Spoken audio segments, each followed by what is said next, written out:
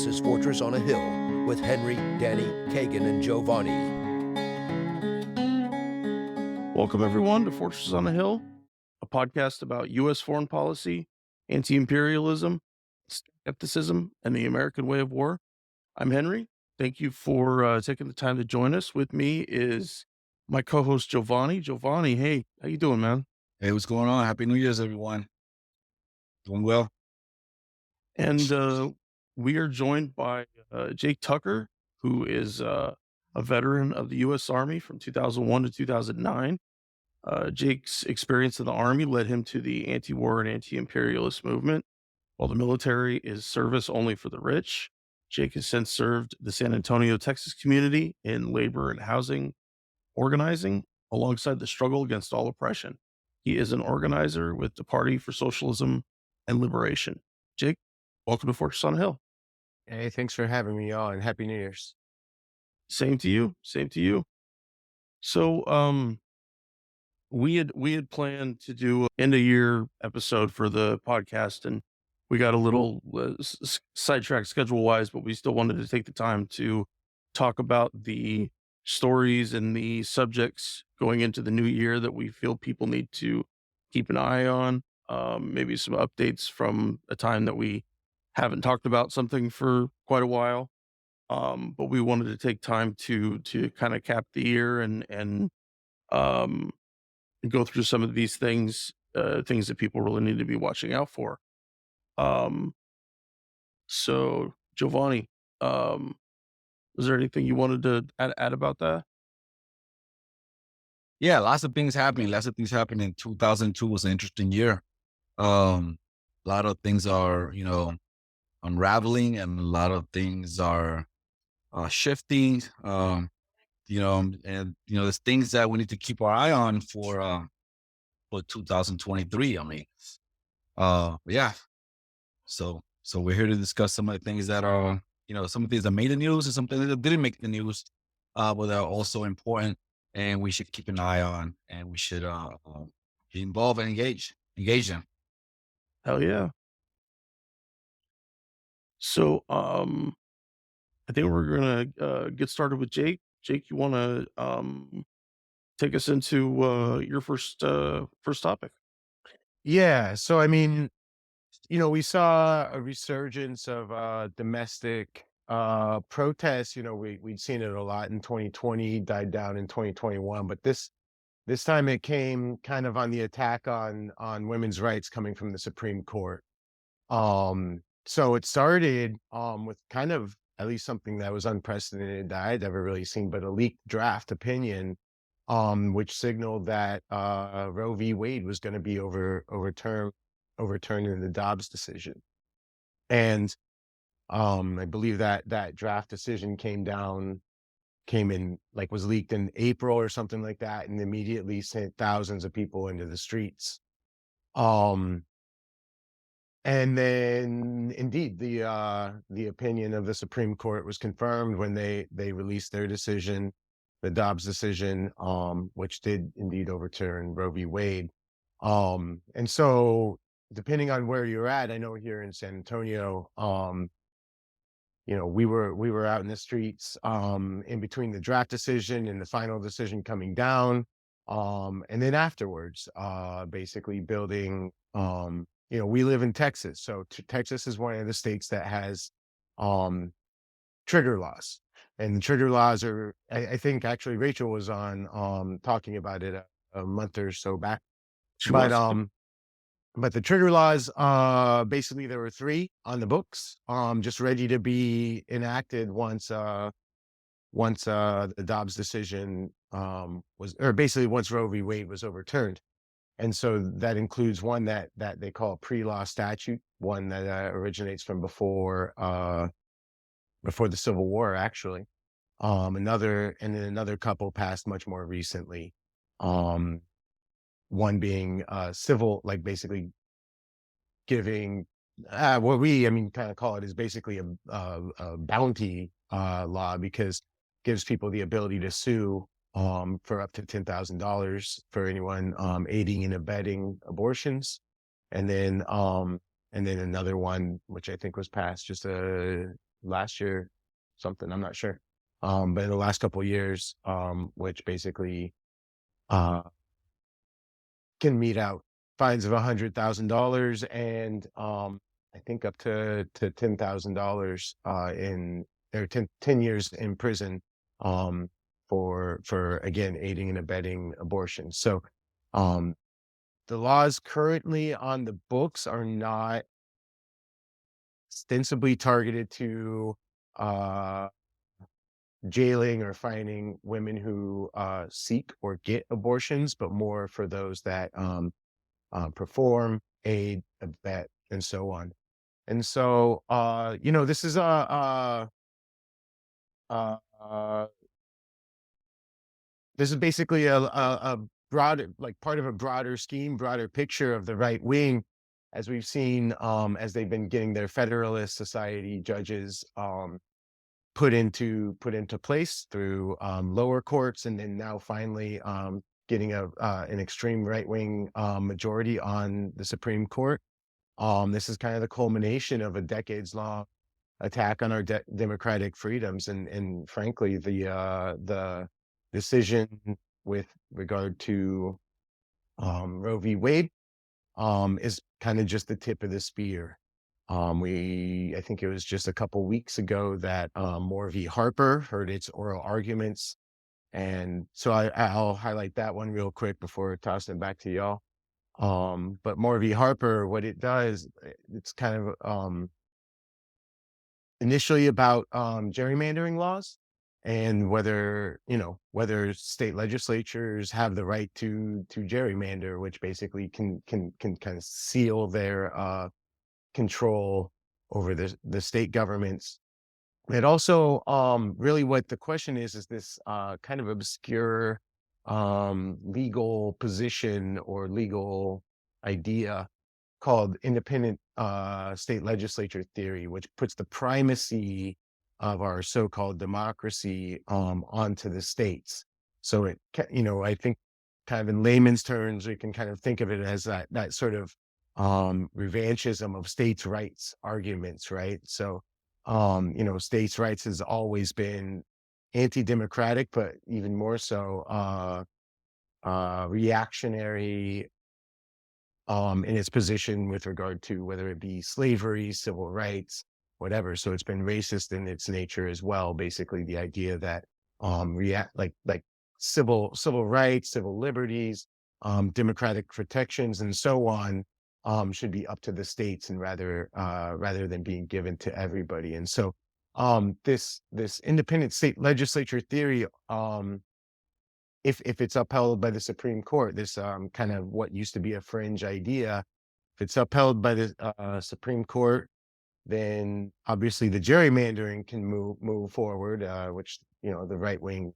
would enjoy. But even more than that, it means that they can the legislatures would be able to select their own electors for president and so on. And so it gives a mechanism for elections to go against popular vote, popular will, even in our states. We already know that the Electoral College is a firmly undemocratic means of deciding our presidential elections, but this can basically enable a state legislature to have electors that go against the will of the popular vote in that state as well. And we know that I think it's like roughly 30 states are controlled by Republican majorities in their legislatures. So this is essentially the arguments of the right wing have not had popular support over years and years. I mean, just on the abortion issue in Texas, right? 60% of people support abortion rights in all or most cases. Only 11% say that there should be no abortions in any case. So that means the law that we have is basically supported by 11% of the population, and that's here in Texas, right? So we're given to think that these are firmly like controversial issues or positions or whatever, but frankly, the people have decided this, and we fought for it and won it in the streets before. And what we've been saying in San Antonio is we're going to fight and win them again. and we ain't gonna stop at abortion rights. We're gonna win the security of the democratic rights of the people for everybody. Yeah, I was going to comment that it's funny though, what you ended with, because the narrative, the way things are packaged to us, right? Mainstream culture and mainstream rhetoric, um, about we have to defend our democracy, et cetera, right? But this is nothing new. There's nothing new, and it's always been a small amount of people deciding for everyone else, right? But they package things like this is part of the democratic process. But how can it be part of the democratic process if it's only 11% of the population calling for it? So yeah, so it gives a lot to think about, particularly when we're pointing fingers at others, and we're talking about, they're not a democracy, but we are what you aspire to be. We should be everyone's inspiration. But look at look at the polarization. Look at the inaction that happens. Uh, people in the streets, people calling for things. I mean, I can just think about the student debt. I mean, young people are captured in this debt. This debt. What do they call that? Debt trap. And and in higher education, it's like in the trillions of dollars, right?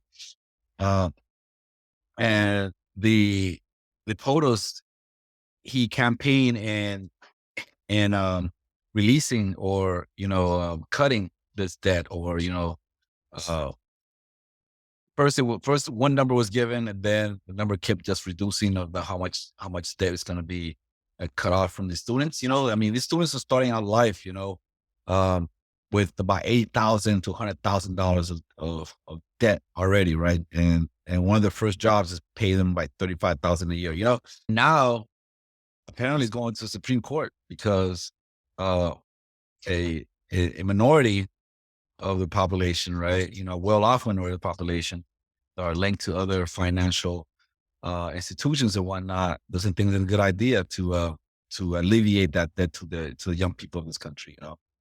And it's something that touches me because I have kids in college. But yes, it's what you say there about, it's only something that's only supported by, I think we were talking about that before. Things just getting supported just by a small, minute portion of the population. But the way the rhetoric, the way it's being presented or packaged to us is just something controversial. Like, everyone's just, there's debate going back and forth, this and that, but it's actually not.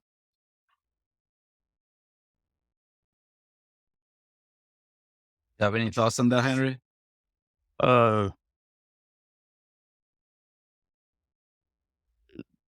so much of our culture is designed to be predatory by nature, especially in the financial aspect.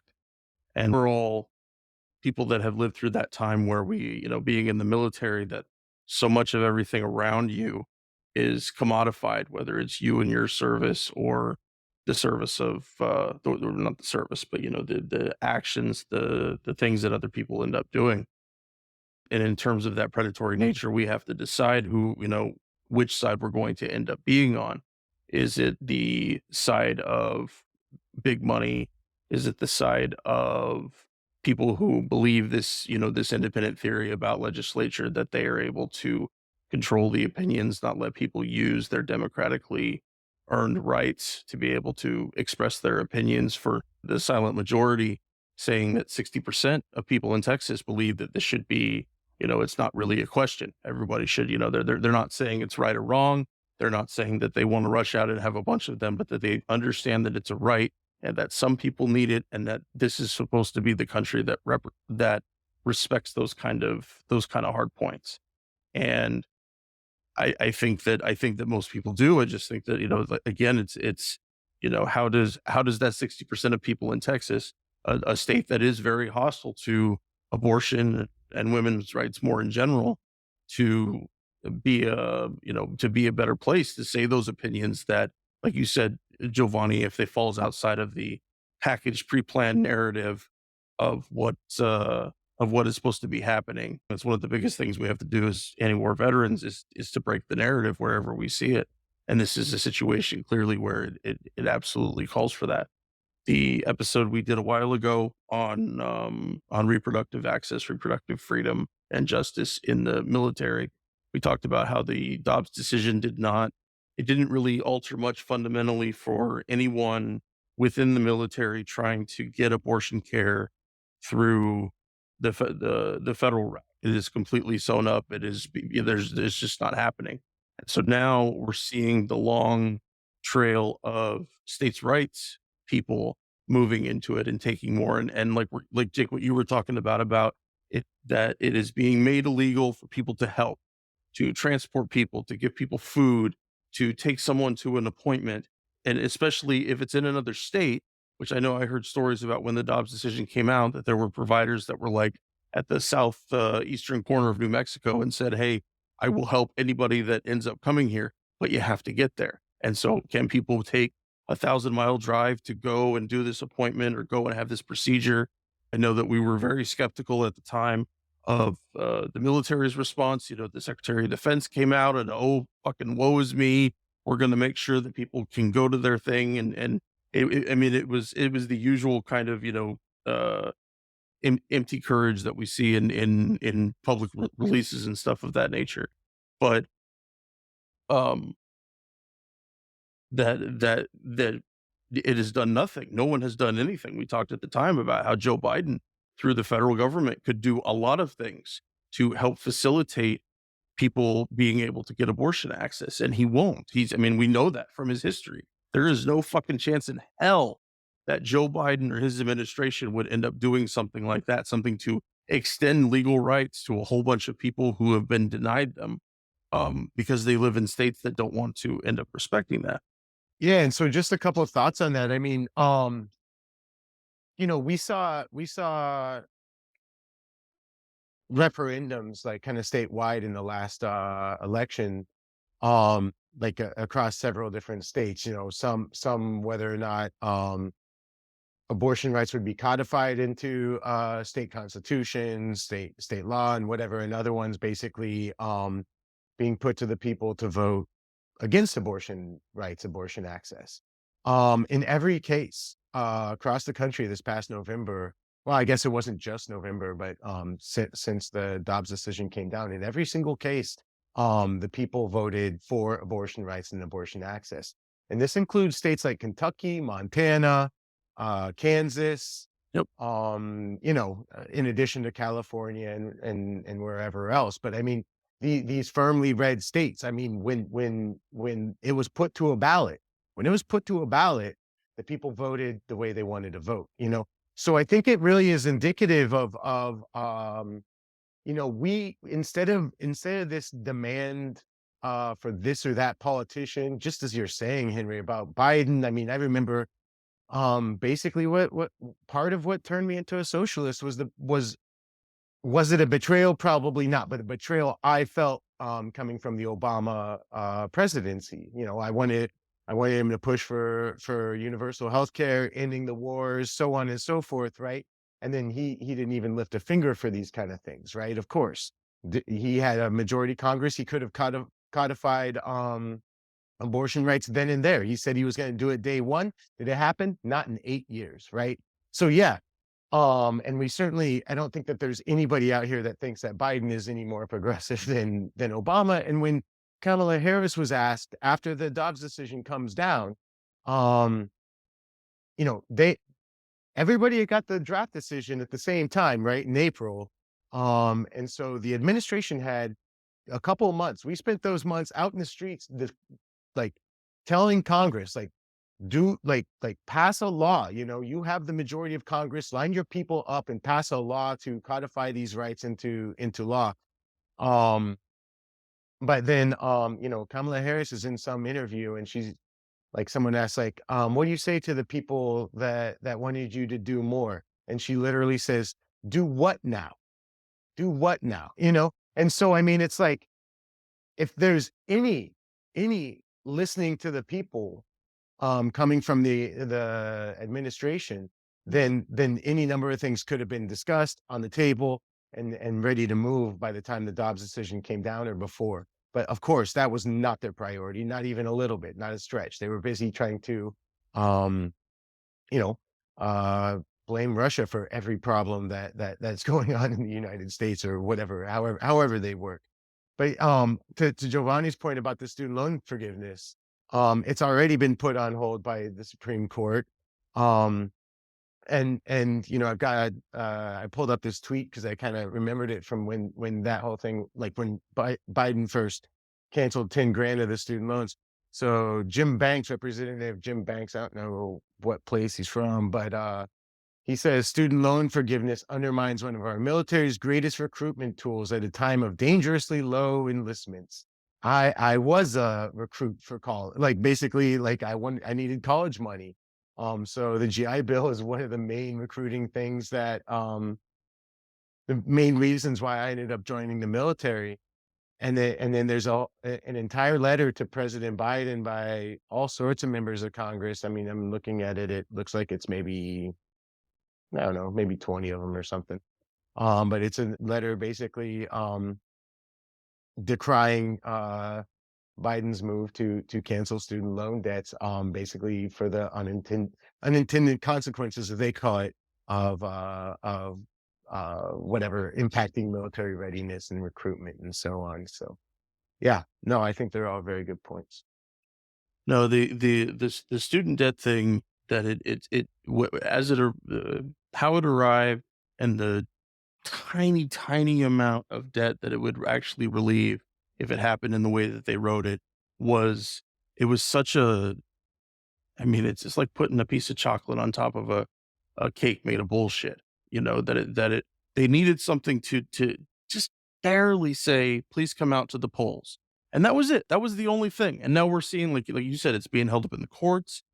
And this goes back to what I was mentioning earlier about our, our consumer nature and stuff, that, companies crave getting all of that interest from student loan debt. I mean, there's a whole industry is built around trying to actually make money in that way. And when you see the response of the right to this tiny little student debt thing, and talking about that it somehow threatens readiness. Well, there's a lot of other shit that threatens readiness before this. But even the military, if you were to join it, you would end up getting, I mean, I guess it depends on how it was set up, but you would get 60 or 70, maybe $80,000 in terms of getting rid of old loans or stuff that could go towards college in the future. So even that, this doesn't even come close to it, but they can't see that. All they can see is missing dollar signs where they make money off people who just want to get educated. And it's horrible. It's fucking horrible. But again, but them thinking that it's a carrot, that this tiny little thing is a carrot to come out to the polls, and that it somehow makes a difference. And we get past the election and we know that it matters not, that it doesn't make a difference. Because you got to vote next time. You got to vote harder. You got to vote harder. So maybe if you vote harder, then that they'll make it happen. Not there's also the next election. You can vote even harder. You vote even harder, then probably that will happen. I mean that's the way it's been presented to us. No, the whole this is the most important election in your fucking lifetime. You have to be out here doing it. And Jake, to your point about betrayal by Obama, you're not the first, second, third, fourth, or fifth veteran I've heard say that. There was very much so. I remember I was getting out of the military right about the time Obama was getting elected. I was like so excited. I'm like, yes, this guy's going to end Iraq. He might end up. I wasn't paying enough attention to Afghanistan at the time. That's a different story. But again, he did. He waxed poetic over this whole thing, and then election day comes and it's gone. And no codifying of abortion rights, no universal health care. And sure as hell, we're not going to stop our military from doing what it wants to do. But yeah, the sense of betrayal it's fucking palpable. It really is. It matters. It's interesting what you mentioned earlier about one of the narratives that of the reason why you can't do the student loan debt relief is because it will affect readiness. I think it was a congressman that said that, right? I forgot his name, saying that there won't be that if you relieve debt from college students, then it will loosen lesser the incentive for them to join the military. So in that sense, right, the military is your last recall to relieve yourself of crushing student debt, right? Yeah, it's a So healthy society, right? it is a healthy society. Yeah, exactly. But one of the things also I want to bring up with that is the way that education is presented here as well. For example, remember when the 9/11 GI Bill came out? You know, everyone and their mother wanted one of those 9/11 GI Bill dollars, right? You have all these institutions. You have college institutions or technical colleges that doesn't exist anymore because they were racking up. They had that scheme of racking up all those GI Bill money, and they were giving garbage as certificates. Soldiers were going to these institutions, getting the certificates, and they couldn't do anything with it. And they're just racking up all this money, and because of that, it opened up an investigation, and some of these colleges, like here in Texas, Career Choice, I think the name of it was one of them. It was in ITT and some others, right? Did not exist anymore because they got caught in that corruption of just racking up all that money, and just giving garbage for certificates, or for diplomas and whatnot. What you were saying earlier about commodifying, so education is not seen as an investment for the future, it's seen as commodification for getting money right now, for short term profits instead of preparing young people, for the future, for the next, to continue the development of our society and our infrastructure and et cetera. So it's like it's a sense of betrayal, and this is bipartisan. This is bipartisan. Um, but yeah, so it wants, no one is seeing them. People are seeing them as commodity. The students, we're told to, go to college, get a good job, blah blah blah, but we're actually commodities. They're seeing the students as commodity. Like I said, these students they got out of college already owing about from $80,000 to $100,000, and they haven't really started life yet. you know, and these are actually mortgages, right? So the word mortgage, right, means death contract, right? Death contract. But when you get a mortgage in your home, you get foreclosure. You get bankruptcy, right? You can file for bankruptcy, foreclosure, etc. But with student loans, you cannot. Student loans, you have to pay them. You cannot bankrupt your way out of it. You have to pay them. If you don't pay them, they'll take them out anyway. If you get a government job, they'll take them out from there. A Social Security, they take them out from there. They'll get that money. you know. And the thing is that they keep selling these loans because it's not the same. You get a loan from a particular company, a bank, right? But they keep selling the loans to other banks and other financial institutions. They just keep, going. They keep profiting off your interest of what you owe. Well, it's like if you, like you mentioned the mortgage situation, which is, I think is a great example that if your house is worth nothing, if for whatever reason, you had something happen to the house or it just was that old or whatever, that all these conditions are things that a judge dealing with bankruptcy would be able to help deal with in some ways. He would have some power, some ability to do it. With these worthless degrees that guys are getting and putting out thousands and thousands of dollars, they have something that is entirely worthless and there's no mechanism for them to go back to it. I mean, yeah, I know that the feds at times have gone after some of these predatory institutions, but they haven't gone after nearly enough of them. They go after, the worst of the worst, Trump University type places, but there's still a lot out there that are still doing the same thing. But again, how can you feel you've gained anything if you get a degree that is entirely worthless in the job market and you were told, kind of like being in the military for however many years, that these particular skills you're getting are going to be in high demand. Nobody telling the infantry guys that, sorry, there's really not much you can do about that. um that again, back to the commodification that it is. It's just it's money for them to make. It's not seen as an investment in the future. It's not seen as trying to change the nature of our country in terms of how educated people are or how they're able to converse about politics and the issues of the day. Um, yeah, it's definitely a huge injustice. The final point I'd kind of like to make on it is the student loan debt the way I look at it is it's basically just supposed to be an anchor, that prevents, workers from having power. Because, I've seen it a lot of times, but you see the kind of professional jobs, let's say like, teaching or whatever, which requires a degree and sometimes, the higher degrees, right? Like, post-grad degrees. Um, and so, you know, Rachel, my wife, she was a teacher and, ended up getting fired and such. And so this is just why I'm using this example because I know it kind of intimately, but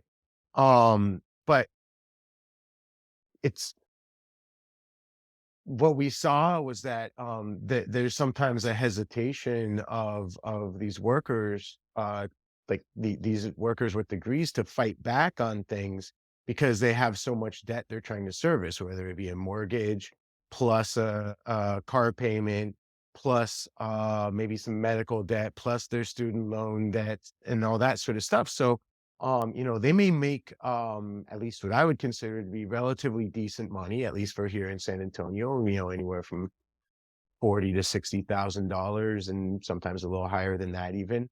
But when you take into account all the debts that they have to repay, that money is basically gone, and it's the equivalent of basically someone without a degree, like a college degree or whatever, making $25,000 or something. Like when everything just gets cut out of the bill or whatever, we're all kind of in the same playing field. And so that idea of fighting back, um becomes a lot scarier because as soon as, like, if you were to lose your job, if you were to be singled out by your principal, by your administration, by whatever, um then those debts are still going to be there, and you have a lot to lose, but now you won't have the income to service those debts. And as Giovanni said, that's why student loan debt, which is held by the government, it's a political decision. It's a political decision to not make them um, be able to be wiped out through bankruptcy.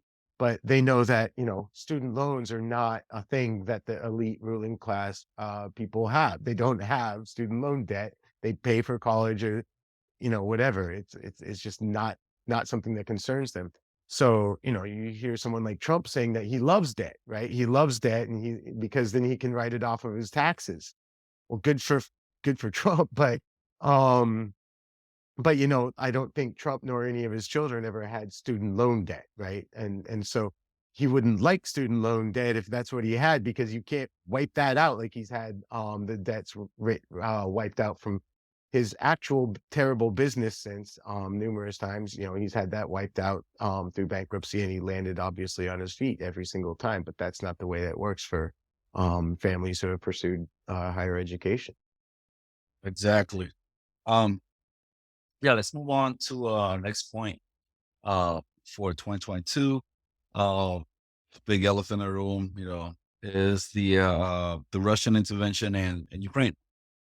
Uh, that was very. I mean, I think that defined 2022 in many ways. I mean, because United States went from the COVID lockdown hysteria, and the COVID reaction from people, particularly people, more liberal, more conservative people, the COVID restrictions and stuff like that. So we went from the COVID topic, we were like in between the COVID topic for the last 2 years or so before that, right?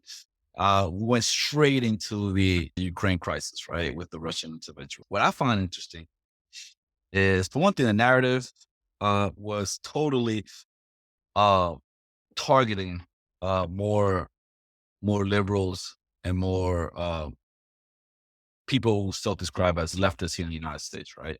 The whole narrative was focused on them and getting them to support it.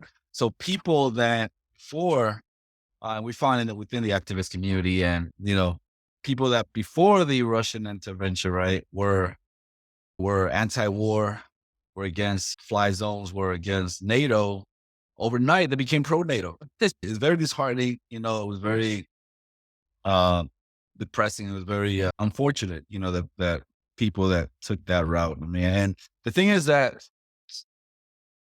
the reaction of the West uh, was very unprecedented. Because if you're born in 2000, you're born in the year 2000, or you're born, in the 21st century, right? You've pretty much lived most of your life, all your life under permanent war status, right? You pretty much, I mean, I have a 22-year-old daughter, and all her life has been war.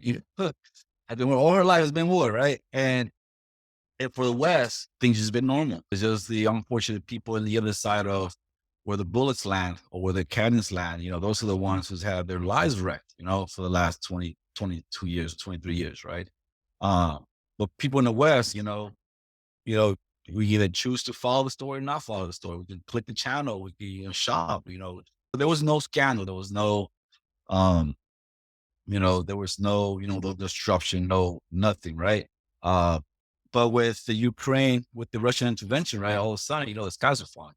All of a sudden, right, this was just the most obscene, most terrible thing that ever happened in human life. This is, I remember what the first narrative is, I heard in the news, this hasn't happened in Europe since the Second World War. That's some of these mainstream media outlets were saying, which is a lie, because I participated in in Yugoslavia. I participated in the bombing of the occupation of Yugoslavia, and that happened not too long ago. It happened in the 90s, right? And Yugoslavia was in the capital of the Serbia was bombed for 77 days straight, day and night, straight. It was on flames, right? They bombed news outlets, they bombed water treatment plants, they bombed electrical plants, they bombed everything for 77 days straight, you know. Um, but for some reason that wasn't scandalous. For some reason that wasn't, that was okay. you know. But with this intervention, the whole, I was in the East Coast, I was in the New England area this summer. And I was around the time of Pride, when, Pride month, right? And I was in the Boston area. I was in the, Connecticut, New York, up in New York, Rhode Island and stuff like that. I could have swore we got invaded by LGBTQ Ukrainians, right? Because everywhere you went, everywhere you saw a Ukraine flag and you saw a Pride flag next to it. You go to the restaurants, you go to, you go to they were like dropped from bridges, from overhead passes. You went to posters, you went, everywhere you went, it was just so intense, uh, and it was just ridiculous. And the thing is that the narrative that we get here in the United States is just very one-sided. It's very one-sided because, and there's also a lot of amnesia going on here, because this operation started in the Russian intervention started in February of 2022, February 24th. But the war in Ukraine didn't start in February. War in Ukraine actually started in 2014. 2014, because after the Maidan, Euromaidan coup, or the Euromaidan post, right?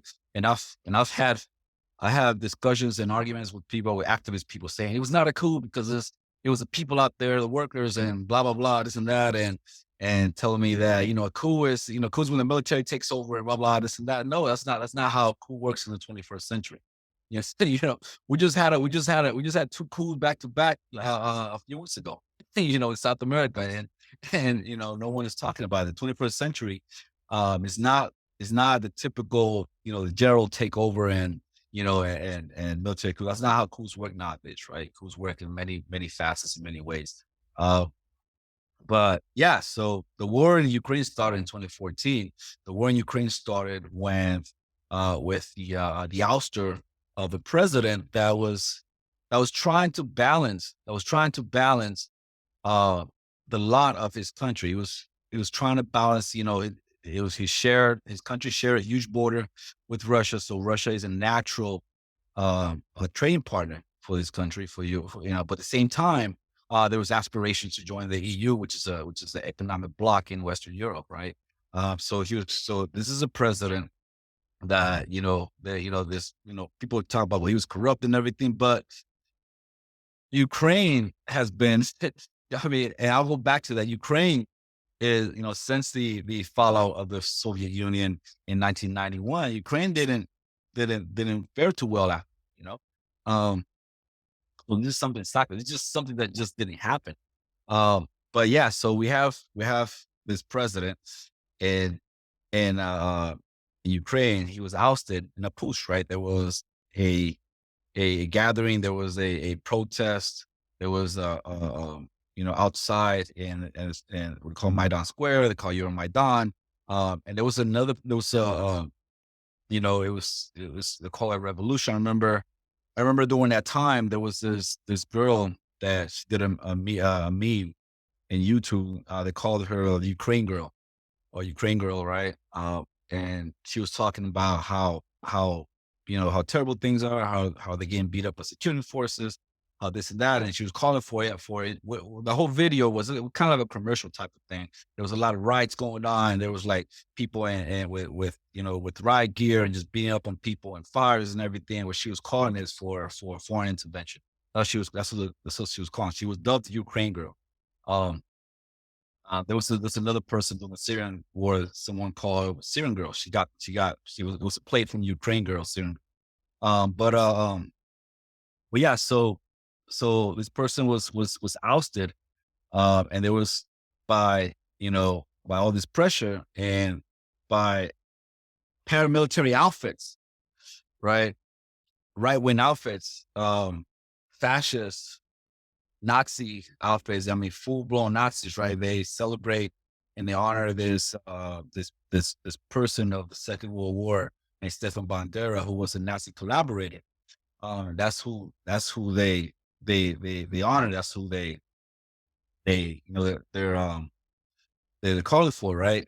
They call themselves banderistas and all that, right? So they're the one who actually used the coverage of the protests, right, to actually oust a government, oust the president, who ended up taking refuge in Russia because there was attempted to kill him actually.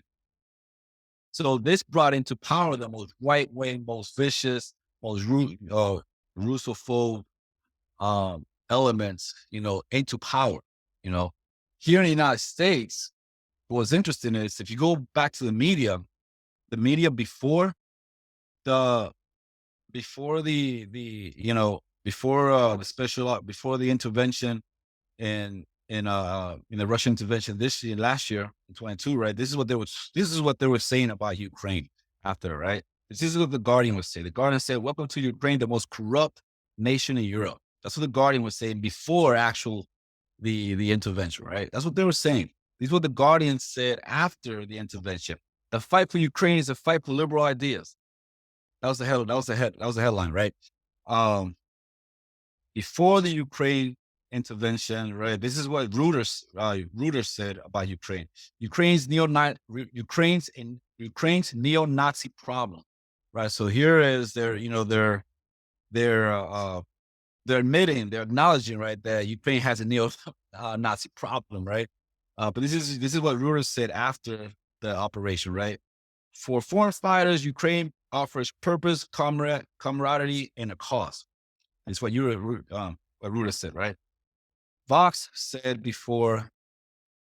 News said before the operations, right? A Ukrainian comedian turned president is embroiled in Trump's impeachment mess. That's what Vox said, right before the operation. But this is what CNN said right after. Ukrainians are giving two lessons in democracy that Americans have forgotten. Okay. This is what New Europe said, right? New Europe said Ukrainian president's rule becomes increasingly corrupt and authoritarian. That's before the operation, right? They said Ukrainian president's rule becomes increasingly corrupt and authoritarian. This is what they said afterwards, right? Zelensky, the TV president turned hero. So you saw, so the way it was so well, what captured me and with this conflict is how things just went, how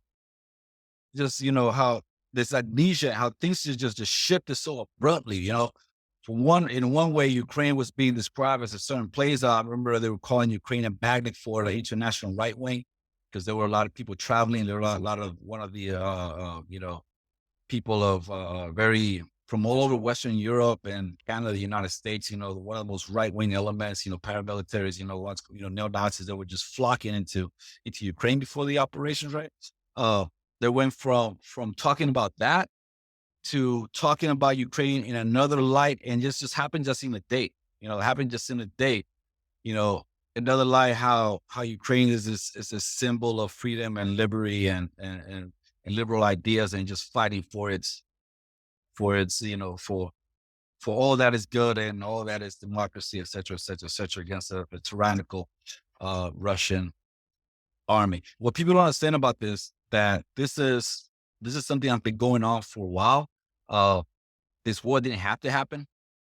This war is happening because there were people that wanted it to happen, because of threat that poses Russia, just the same threat that China poses to they say to the West, but it's actually to the United States. And that threat is not a physical threat, as that there'll be Russian troops and Chinese troops, landing in the beaches, in New York and nothing like that.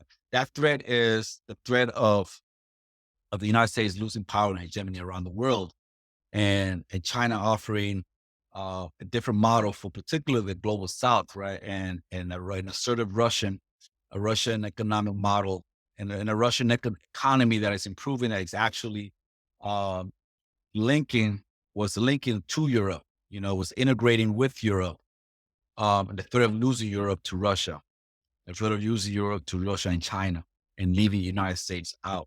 That's the biggest threat. And I think was it Michael Hudson that said that Germany got defeated 3 times in the same century. That's what happened. That's what happened because you got the First War and Second World War, but one of the biggest losers in this gamble is Germany. Germany, I think it was 30%, 40% of its energy resources they were from Russia. They were made to make an abrupt cut, to Russian energy imports.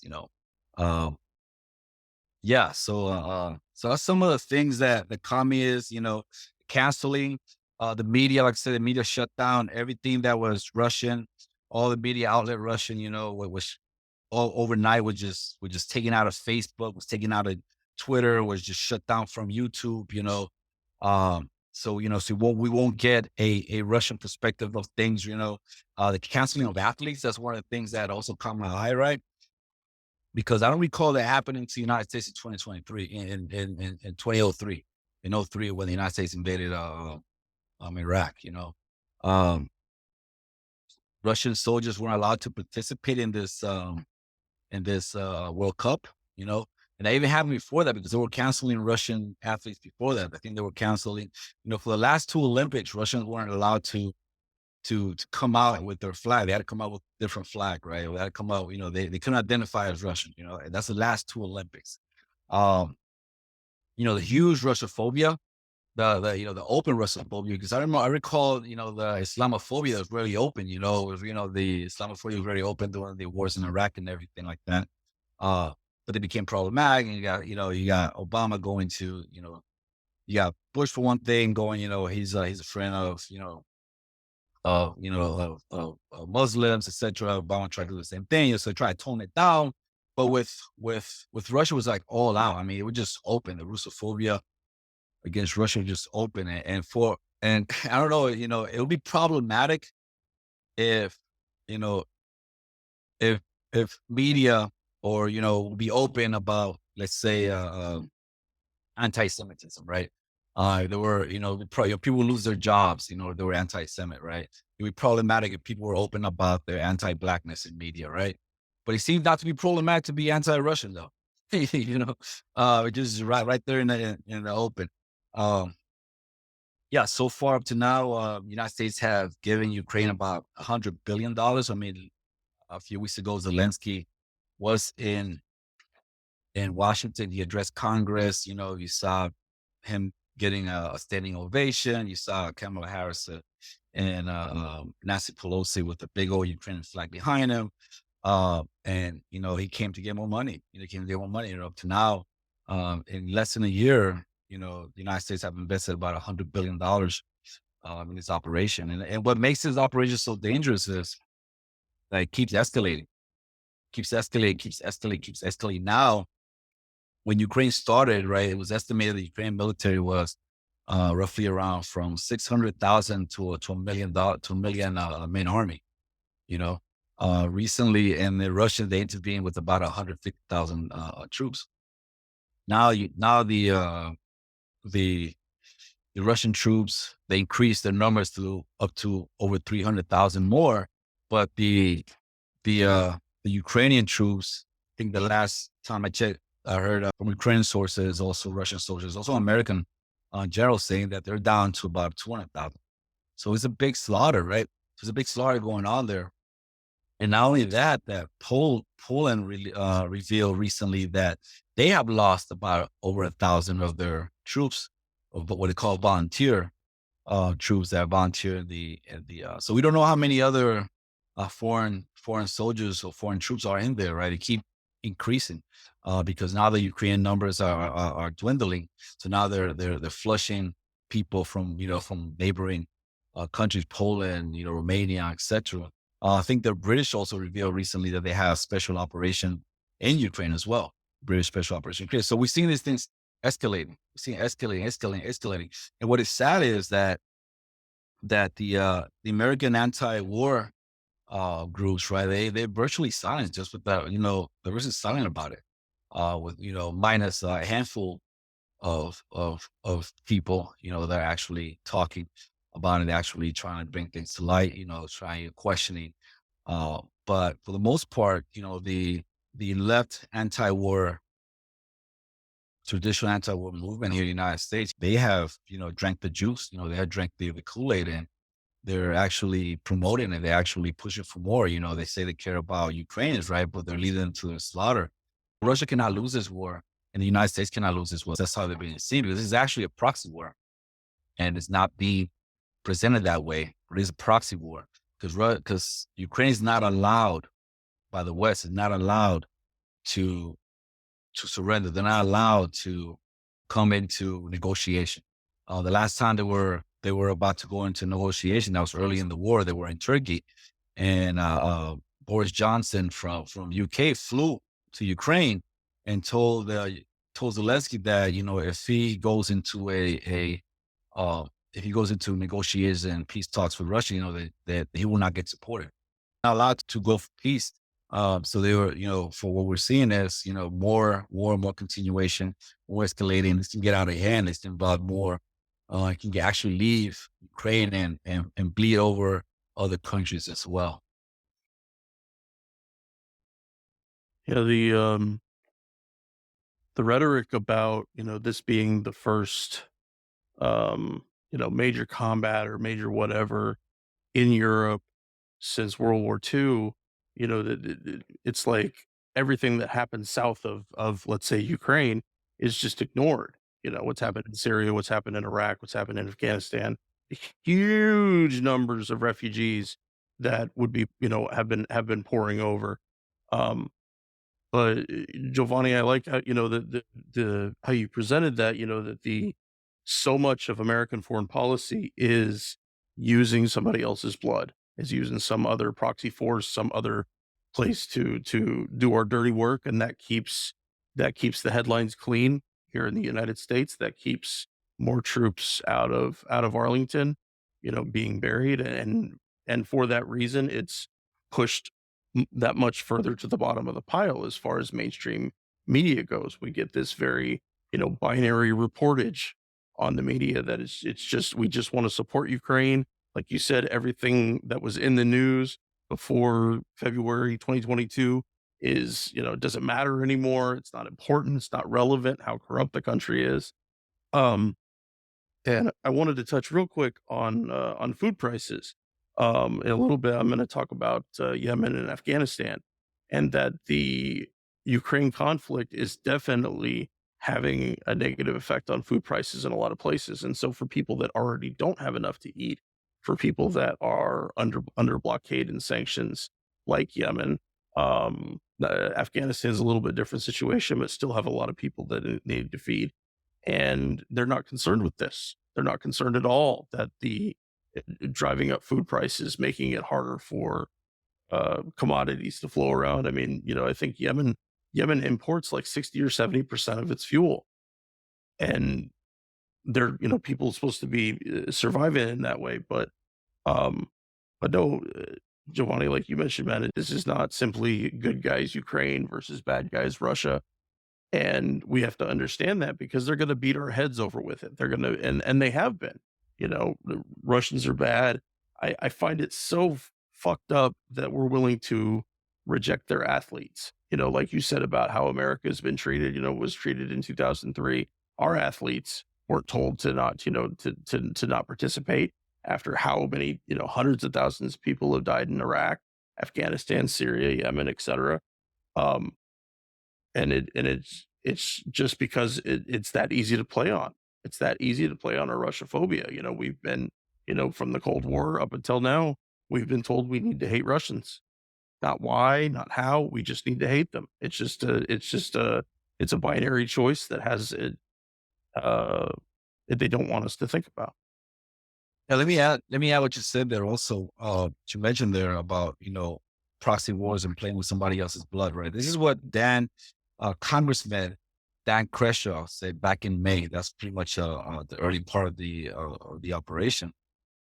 Is that investing in the destruction of the adversary military without losing a single American troop strikes me as a good deal. That's what Congressman Crenshaw said, right? So if there's any illusion that, we have to, I know there's a lot in a liberal left, there's this illusion we have to support Ukraine because, they find it's an invasion and stuff like that, right? They need to understand that this is pre-planned. This shit is, this is what, this war didn't have to happen. This is what people in power are saying, Ukraine's the one mission. Ukrainian forces own mission, right? Ukrainian generals, Ukrainian President Zelensky, right? He said that Ukraine is losing roughly from 200 to 300 men a day. Can you imagine Americans, about 200 to 300 Americans being lost a day in Iraq? What would be the uproar here in the United States? 230 a day. It's what been going on for what 10 months now. 10, 11 months now. So you just picture that. See how much numbers is that, right? This is what Lindsey Graham said, right? It's in the America's national security interest for Putin's Russia to be defeated in Ukraine. So this right there, it tells you right there, this is not, the little guy David fighting Goliath, right? This is actual an American war using Ukrainians as cannon fighters, using Ukrainians as troops. And what a lot of Americans don't understand is that Ukraine also, this whole thing started because of NATO expansion. Since 1991, NATO's been on a march. It's been pretty much expanding, getting closer and closer to a Russian border, right? It's a security threat for Russia, having NATO right at the doorstep. And ever since 2006, even before that, because Yeltsin also talking about, that he can't sell to his people, NATO being that close to Russian border, right? Because if you understand what NATO is, NATO was created as a military organization, military alliance to confront the Soviet Union, not the Soviet Union to confront Russia. So NATO is an institution, is a military outfit created to confront Russia, right? So this having NATO right at the doorstep has always been a point of anxiety for Russia, right? Over back to 2006, 2006 at the conference in Munich, the Munich conference in Germany. I was set so by the relatively new President Putin of saying that this business of NATO continue moving eastward, right? It's a hinder to our security, and it needs to stop. Just as 2021, right before the operation started in 2022, right? The Russians sent a memo to the White House, saying, this is, we're sensing that, things are getting intense, things are getting escalating, right? So there was a buildup, there was a NATO buildup in Eastern Europe, mainly in Poland, um, and also in Lithuania, all the surrounding area. There was a Ukrainian military buildup in the east around the Donbass area, right? There's a buildup there. And they've been for the last 8 years, they were just giving weapons up the yang yang by NATO, right? And they were being trained and all that, right? To confront. It was just and there was a military buildup in Russia, inside Russian territory as well. You guys remember back in 2021 in December, Biden kept talking about that if Russia invade Ukraine, America would not stand for this and blah blah and that, right? You guys remember that? So the Russians, right, sent out a memo, actually a memo to the White House, saying, we need to de-escalate. This is getting intense. This is escalating. We need to de-escalate, and these are things that needs to happen. This is what we're asking. What they're talking about is they mentioned that indivisibility of security. What does that mean? Divisibility of security, in international law, or international security. What that means is that you cannot uphold security of one state by playing on the security of another state, right? It's indivisible. So what Russia was saying there, that we are feeling unsecure. We cannot permit NATO in Ukraine. Why?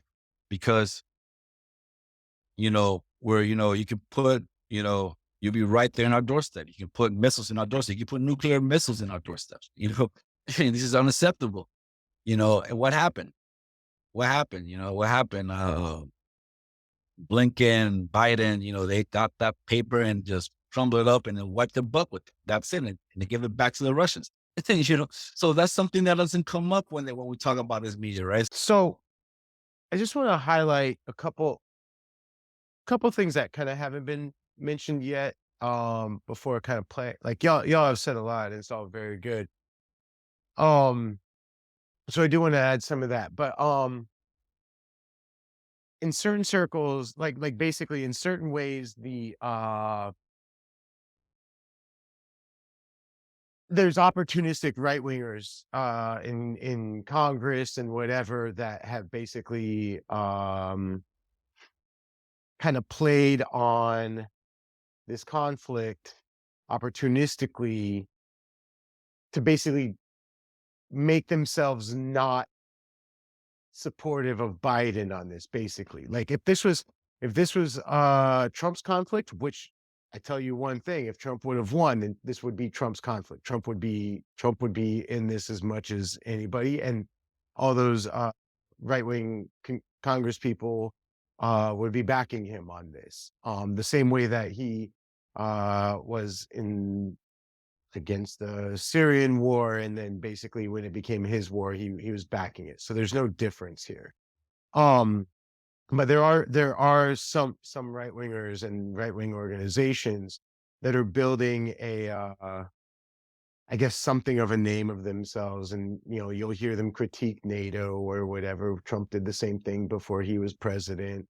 But anyways, don't believe that hype. I mean, we've even heard from certain folks like you need to build with these right-wing organizations that are critiquing NATO and whatever, and frankly you don't build with right-wing organizations ever. I mean, that's not something we need to be doing, because while we may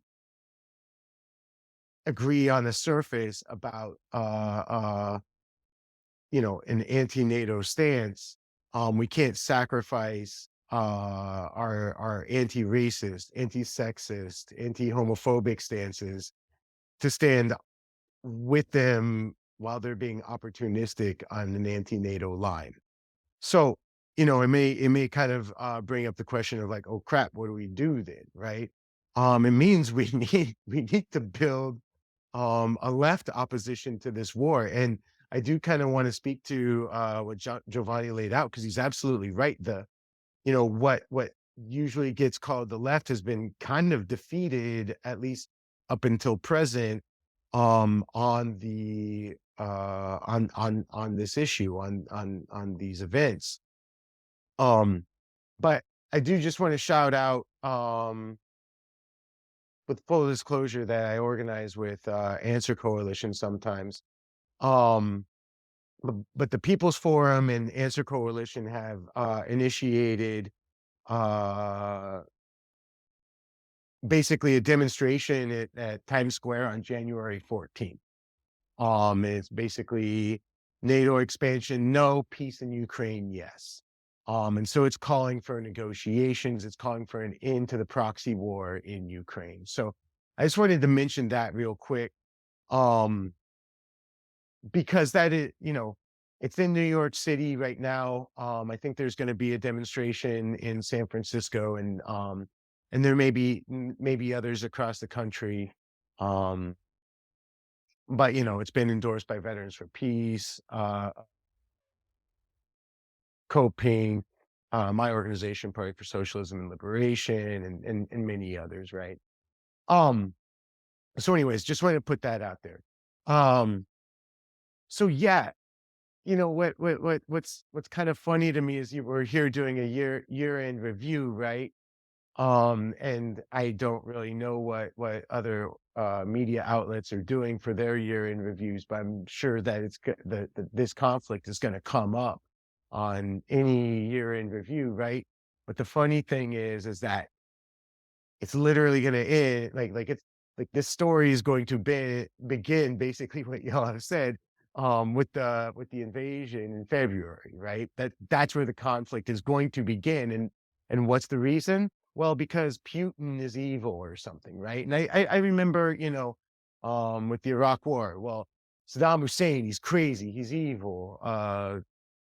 Kim Jong Il, Kim Jong Un, they're crazy, they're evil, right? Like all these, Assad, he's evil. Like all these people are built up as just being evil, and therefore it is our God-given right as Americans um to see their destruction.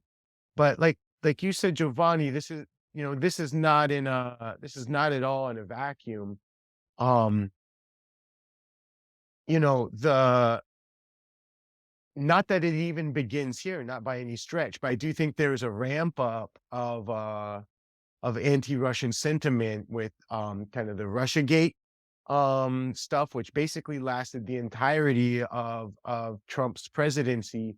And I think that's one, like basically that was where the work was done to really defeat the left.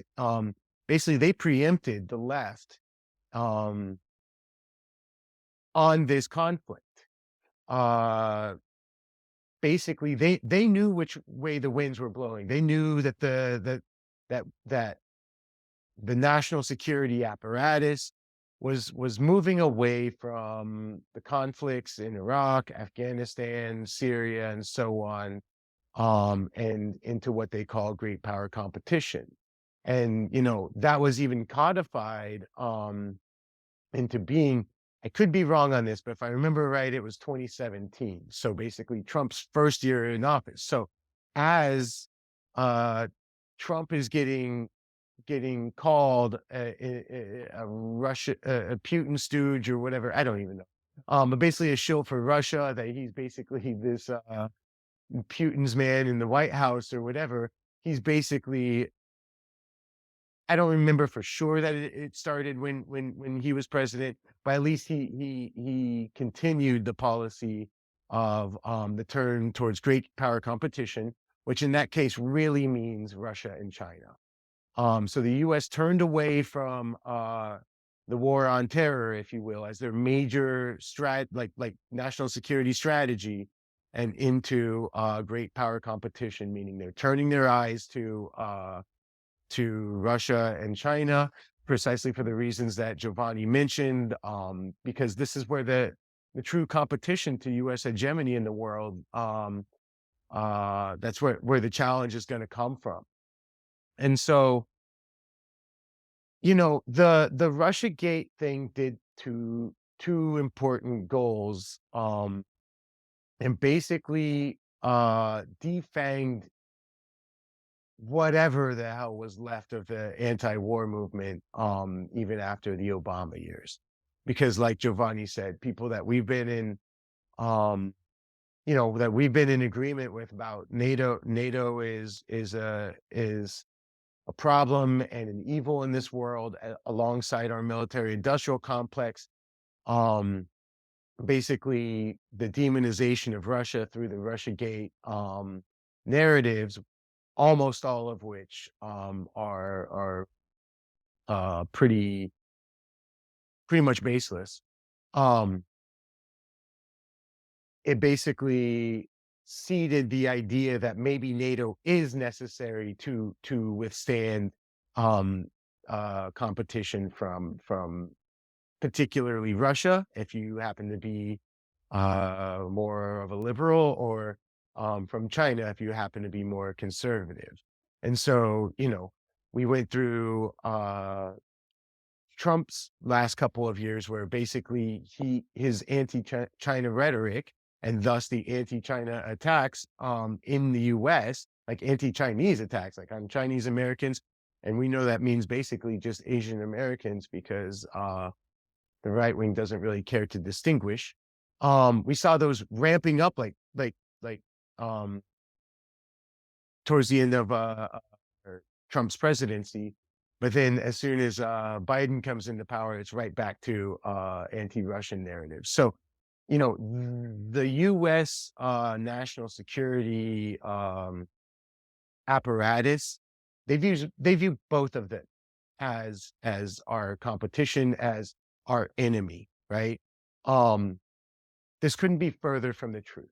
What like they might be the enemy to the rich. They might be a convenient reason to keep making weapons instead of providing healthcare, education, um, solid jobs, union rights, and all these sorts of things. Like, they might be a useful excuse um for the rich to basically continue to do those things, like pump weapons to all the different military industrial complex contractors and such. But they, like, Russia and China, are not the enemies of the American people any more than Iraq was, or Syria, or anyone else. This is an empire lashing out against competition, what it views as its competition. And we as people do not need to engage with this. And we certainly, or not, no, we do need to engage with it, but we don't need to support that. We need to engage in the opposite. We need to basically say, like, you're our government, and your responsibility is with the people. And I'll just say, kind of, to close out these thoughts for now, at least, you know, war is not a contradiction under capitalism. War enables production to continue and the profits to keep flowing. But in socialism, because in capitalism, right, what's capitalist system serve? It serves capitalists. It says it. It's right there in the name. Socialism serves the social, the social apparatus, the people.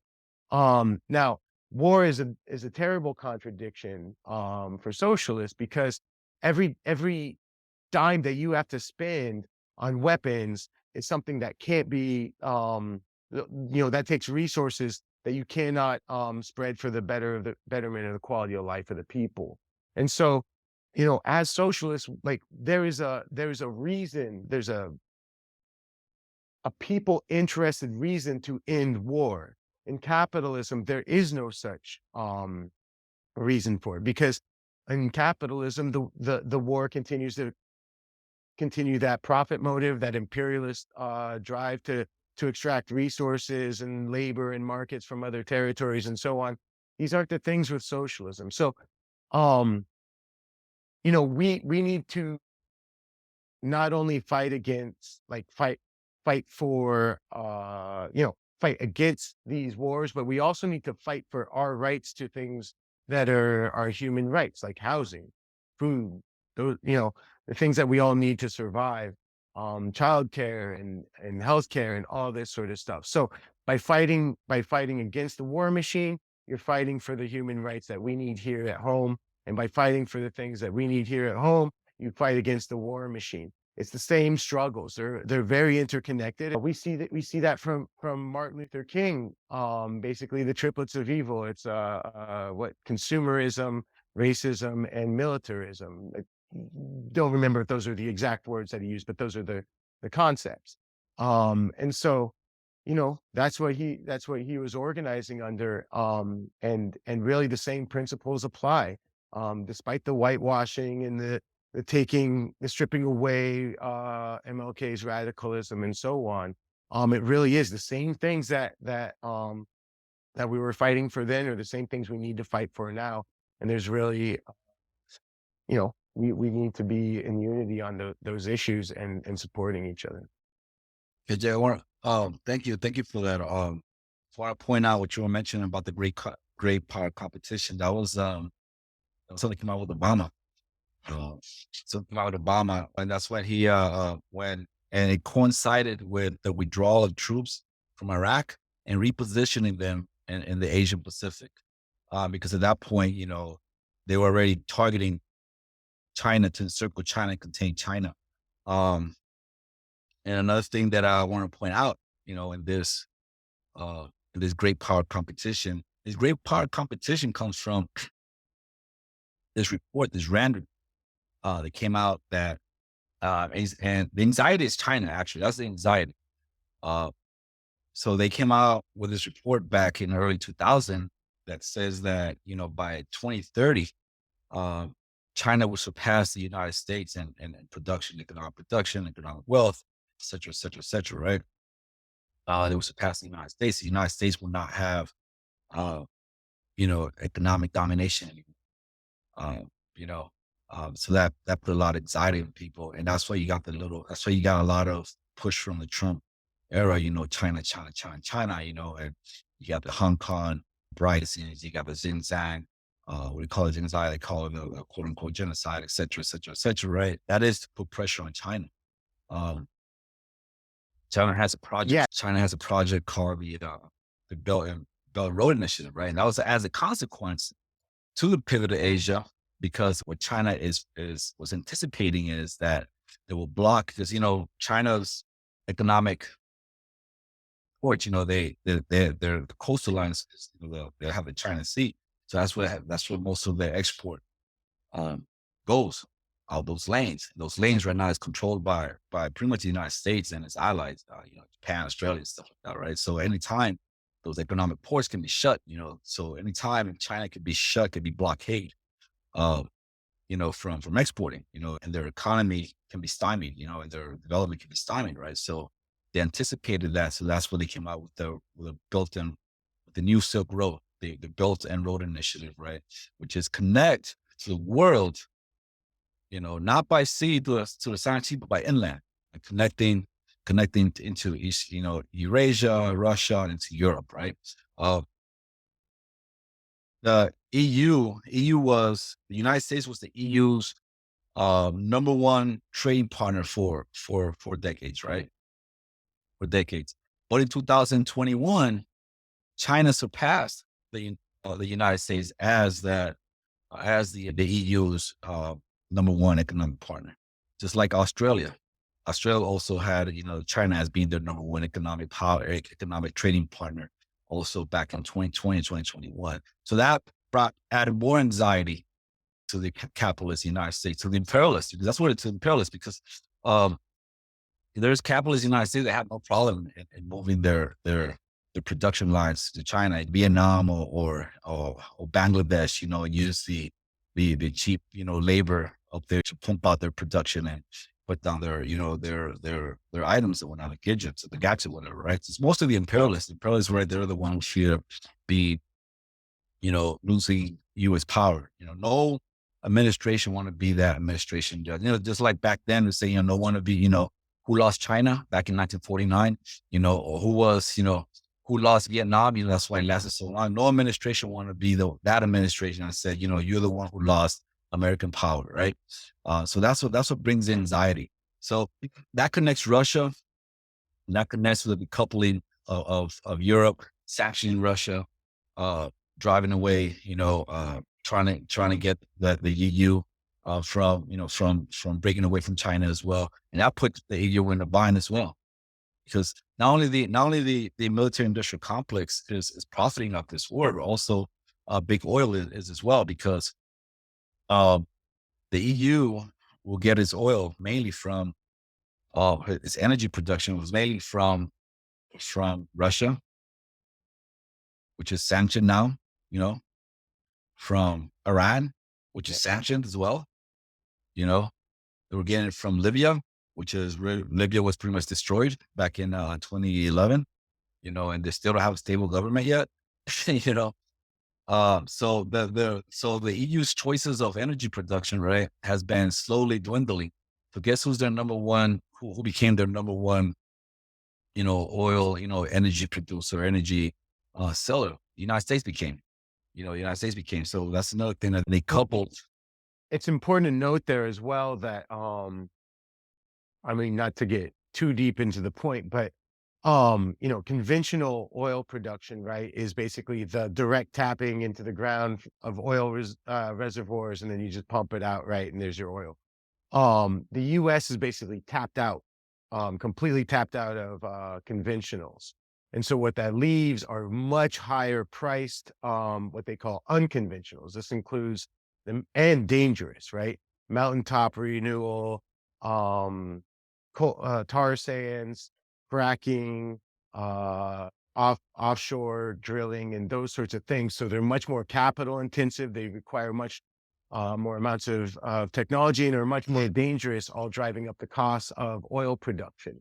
So U.S. oil production is extremely expensive compared to the countries you just listed that are all sanctioned, right? Um, and so it's just another important thing to consider, that even if U.S. oil and just fossil fuels in general becomes the major source for the EU, in addition to the transport across the ocean, the price is going to be sky high comparative to what they've been getting from Iran, Russia, and The others. results you're getting in Europe right now is the deindustrialization of Europe, and that's where Michael Hudson comes out saying that Germany has been defeated 3 times in 1 century. Germany was a powerhouse, the economic powerhouse in Europe for a long time. Now they're talking about rolling blackouts. They're talking about in power, right? They're talking about telling their citizens not to take showers, or skip days to take showers, So now they're being increasingly deindustrialized because of the industrialization of Europe right now. A lot of the American companies, that were operating in Europe, now they're being transferred back, or European companies are being transferred to the United States. So this is, so Europe is a huge loser in this ordeal, and they keep supporting it. They keep supporting it. Um, Again, it, like you kind of mentioned in the U.S., though, it's those kind of center left, kind of liberal parties in Europe that are the ones like backing this the most. I mean, I think just off the top of my head, it's like the coalition led by the Green Party in Germany that's backing this the worst than the um new government there. Although with that said, Angela Merkel just came out admitting that the Minsk agreements were just for show and that sort of stuff in yeah, I was Ukraine, watching. basically to buy time for Ukraine to build up their defenses and weaponry and so on and so forth. So it's not to say that her party wasn't fully on board with this whole thing too, but Eric, jump into. yeah. Right now, I'm just enjoying listening to you guys go back and forth. Um, no, it's important. It's important that we understand that this is a game where players don't easily exit. People that are aligned with the United States who say, I want to buy this from China or I want to buy this from Russia, they pay a huge premium to do those kind of things. And so lots of people, I'm sure lots of European countries, just say it's not worth the cost. It's not worth it, to try to go back on that. It's so sad to see, Germany taking a bigger war posture than it has in a long time. You see countries like Finland throwing away their neutrality and deciding that they want to join NATO. Um, that it is, and the thing about the Chinese is that the Chinese have our number. The Chinese understand how to give the things that we would give them without killing a bunch of people in the process. So they have essentially become better capitalists than Americans are, or America is now. And it's going, the shift is going to be, it already has been in a lot of ways. You see the United States really going after even some of its allies, Saudi Arabia with the oil stuff recently, with not willing to increase production. And I think that a lot of countries are getting uh, they're getting wise to understanding that the United States is being put in a spot where the old world order is starting to crumble a little bit. And if the US was a person drowning, that bits of desperation are going to start coming across. And um it's terrifying to see, but it's important people understand that is the nature of how the United States sets up its national security policy, its economic policy. Because for them, there's no difference. Is that we're going to beat you competitively, whether it's on the battlefield or whether it is in economics, and we don't care what parts of those bleed into the other, and so forth. Let's yeah, I mean, there's a lot to talk about here with this opera. I mean, this is going to be continued for throughout 2023, and hopefully the outcome is not more escalation, more countries involved and into a more devastating war, that engulfs the whole country. Because, uh, and that's something that a lot of, liberal left, imperialist leftists or liberal imperialists or whatnot, they still understand that between Russia and the United States, there's roughly 20,000 nuclear missiles, So, so that's something that needs to be, understood, firmly. But let's rest this for a moment and let's move on to Henry. Henry, what are you watching? What are you looking at? um, I want to take a few minutes to talk about Yemen. And for anybody that's a long term listener of the podcast, we've talked about Yemen many times over many different steps between what has been happening with it since the war there began in 2015. Um, just to give a little background, so everybody's on the same page, that the Obama administration in 2015 offered to Saudi Arabia and the United Arab Emirates to provide very specific support for operations to happen in Yemen, because the Saudi coalition is fighting against the Houthis there. Um, that they certainly, of course, part of it was them trying to establish their own compliant government there, and this, but the key to the whole thing to remember is about the support that Saudi Arabia cannot give to itself. So we're talking about in-air refueling, we're talking about intelligence support, we're talking about aircraft parts and the mechanics, the contractors to install and repair them. And even after that, we also have some special operations support for driving some of the airstrikes there. Now, generally in the past, that the when we've talked about it, that Yemen has been, it's still very much locked into a horrible situation there, but there has been some small improvements. There's been an ongoing ceasefire for some time, which has slowed the violence down. Although the official ceasefire has expired now, and they're hoping to find ways to kind of keep it going. But the as far as agreement on having a ceasefire, that it actually has expired. It's important to really note that for the people in Yemen, that the majority of the casualties, and there are a lot of casualties involving offensive operations, but the majority of the casualties are people who are starving, starvation and malnutrition, along with it being, and I think this is still accurate, being the largest known outbreak of cholera in history. And so Saudi Arabia has used a blockade to keep fuel out, to keep food out, or at least keep the number of imports overall for food and fuel very low. Now, during the ceasefire, it's believed that about approximately 50% of the fuel that Yemen needs as a nation to operate itself is actually getting into there. They get about, I think it's like 70% of their fuel from exports, or excuse me, from imports into the country. So that's really important. They also have begun allowing a few flights into places like Cairo to try to get people who need severe medical treatment that they're not able to get there in Yemen. But certainly, this isn't something that's available for everyone. And in a place that has been the site of this conflict for many years now, and especially understanding the economics there, how many people could actually afford to transport themselves to Cairo to get that kind of treatment? It's certainly not very much. And even with the ceasefire, it's important to note that people, like I said, people are still getting hurt. Quote, despite the decline in hostilities, an average of 44 civilians were killed during each month of the truce from landmines, IEDs, which are roadside bombs, unexploded munitions, and continued violence in key conflict areas. So even though that there aren't active airstrikes going on, and I say that as far as what is known, there's probably stuff going on behind the scenes that we're not seeing.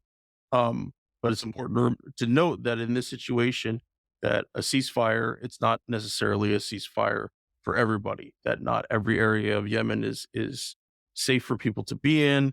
So there's still while the airstrikes haven't begun again, there's still definitely violence in some areas. Now let's move on for a second to Joe Biden. When Joe Biden was running for president, he talked about the war in Yemen and about ending the war in Yemen. Then on January 20th, 2021, that idea kind of went out the window. It's now they're trying to use the language that they are providing, that the weapons they're providing, which is munitions of all sorts, that they are defensive, not offensive, which of course, us understanding, former members of the military, that weapons can be offensive and defensive. It's a distinction without a difference. So saying that they're only sending defensive weapons, it means almost nothing. Um, and then we connect back a little bit to the to the war in Ukraine, that um that through the State Department, that there has been a whole bunch of steps that have been taken to provide visas and humanitarian relief for people trying to come from Ukraine to the United States.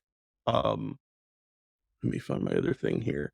Um, that and this is comparison to Afghanistan, not Yemen, but in terms of understandings that as of early August, they our immigration folks had received more than 97,000 applications for this program for Ukraine. I think it's called United for Ukraine, that the State Department coined it, and it approved more than 68,000 without charging anybody any fees. Now we compare that to the humanitarian parole program that many Afghans are trying to use in order to come to the United States, because there hasn't been a firm stand from our government on trying to help more Afghans come. It has just been on what already existed for the State Department.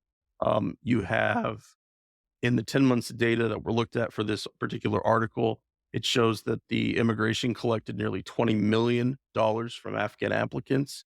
There were more than 66,000 people applied, and out of thousands of applicants, just 123 were approved.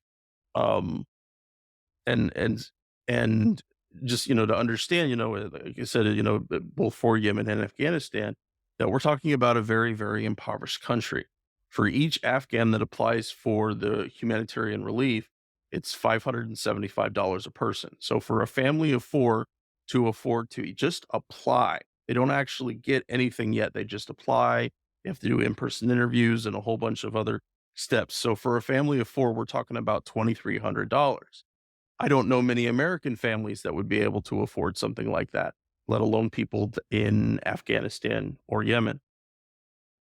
Um, so it's really important to understand that double standard, to understand something going along with all those Ukraine flags, is that um, Ukrainians are able to come here, and people from the Middle East at least looking at it from this standpoint, are not, or that, very, very suppressed. And why is that acceptable? Why is it, that, and it's kind of that connection with things that are happening at the southern border, is that how much can America do in someone's backyard? And when people need refuge, and our wars have created millions and millions of refugees, most of whom are still in the Middle East or other places in camps, or maybe they've made the dangerous trek across the Mediterranean to Italy or Poland, or perhaps Ukraine too. Um, the last comment I'll make about it and let you guys jump in is about a recent report from UNICEF. And UNICEF is, of course, the United Nations Fund for children. And their report says that since 2015, approximately 11,000 children have been killed or wounded in the conflict in Yemen. And of course, that doesn't, past that, we're talking about kids that are dealing with starvation of in horrible, horrible levels. And it's interesting to look at the paradigm of how how Democrats acted about Yemen during the Trump administration. You had people like Samantha Power and Jake Sullivan coming out and saying that this needs to change. It was a very easy target to criticize Trump. And in fact, during that time, there was a war powers resolution that was passed by the Senate, only to be vetoed by President Trump. We had the similar situation that came up earlier in December, where Bernie Sanders put in a war powers resolution of the very much the same stuff, in terms of trying to cease our military's assistance there to Saudi Arabia. Um, I saw from Democracy Now! That they didn't, that it was interpreted to see that, like, Bernie wasn't expecting it to pass, but he was hoping that if like 40 senators were able to jump onto it, it would be assigned to MBS, Mohammed bin Salman, the Crown Prince of Saudi Arabia, that if he or his government chose to break the ceasefire, that they could potentially be in trouble. Now, we'll end up having to see what happens with that resolution in the new year, because we now have a Republican House to deal with. So everything is going to have to start brand new. And it's a serious question as to whether they can get the support needed to attempt to do it again. I don't think that they can.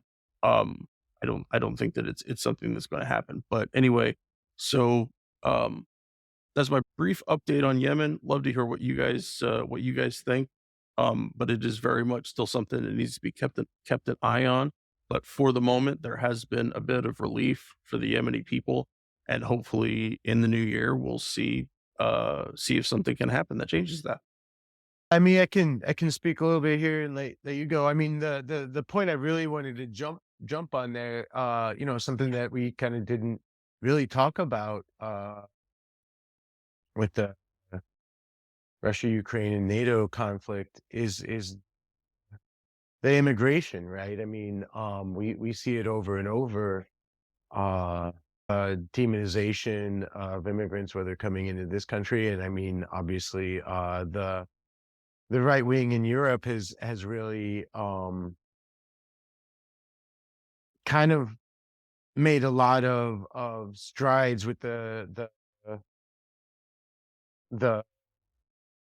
basically the anti-immigrant rhetoric, whether it be Libya, Yemen, Syrians, Iraqis, whatever. But yet, when it comes to Ukraine, there seems to be that ongoing hall pass, right? And it's hard to look at it as anything other than white supremacy, really.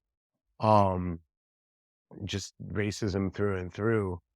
But then there's the other side of it that is a little more nuanced, and requires a little more context, which is the weaponization of refugees, or weaponization of immigrants.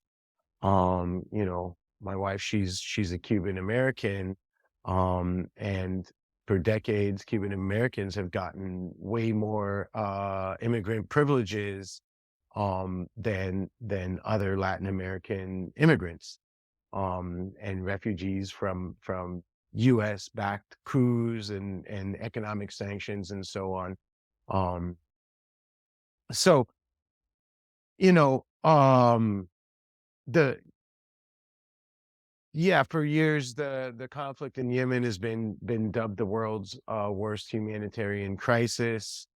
I think Henry laid out statistics well, and I mean, I think the statistics they're all basically coming from relatively Western oriented places more often than not. So we don't know exactly if the tragedy there is actually indeed worse than what's even being reported. It is also, I think, kind of important to note as well that Yemen, to a certain degree, I don't want to overstate this point by any stretch, but Yemen to a certain degree is also being leveraged as a proxy war between Iran and Saudi Arabia. To a certain degree, the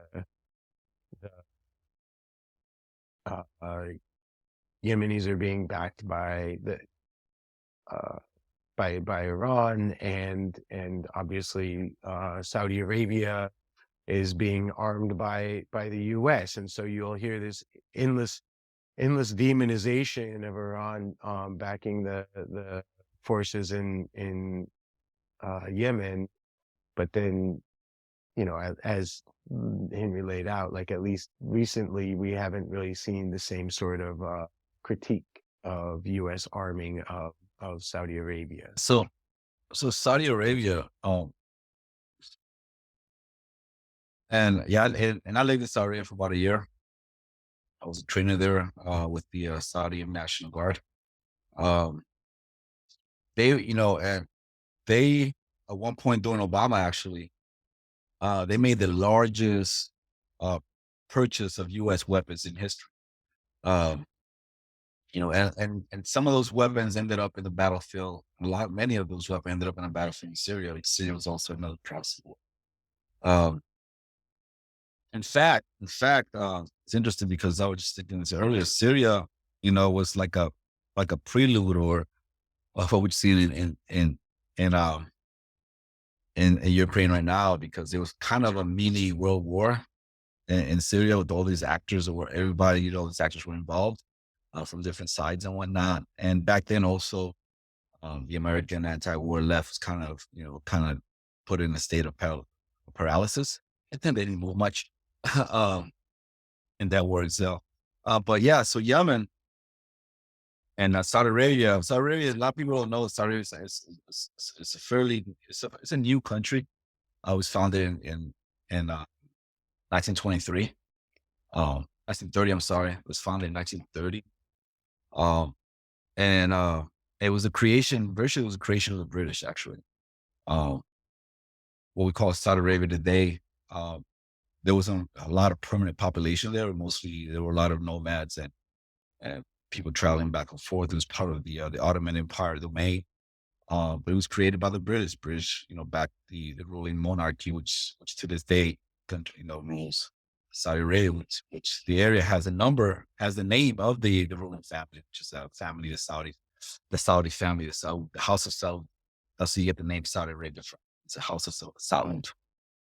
And they're the ruling family, and they were the ruling family put in power by the British.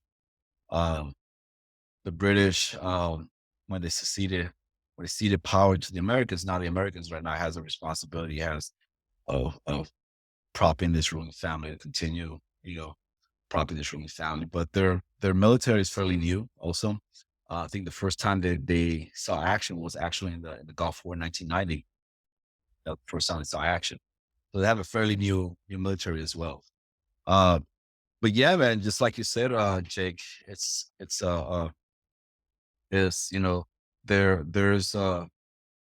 so what didn't need to happen either. It's being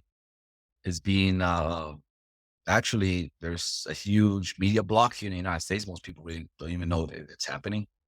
Most people don't even know the American resource is going through this war. Like I said, the Saudi military is a fairly new military. It's fairly young military, and they rely on a lot of Western trainers. And so you have a lot of British, a lot of American, you have Swedes, you have a host of Western military trainers there, train this army because, they're very dependent on not only Western arm, they're dependent also on Western strategy. They're dependent on Western military teaching because, like I said, it's a fairly new military. They have that experience. They're getting their experience in. They're getting their experience in Yemen, but not even them, because a lot of they're doing a lot of air wars, a lot of air bombing, but they're not committing a lot of ground troops either. So a lot of the ground troops in Yemen are being outsourced to other countries, one of them being Sudan. So there are Sudanese troops on the ground there. There was one report at one point years ago that I was reading that Colombian mercenaries being killed in Yemen. you know, you know, so yeah, so a lot of the ground troops that are fighting in Yemen, they're mercenaries from all over, from different parts of the world.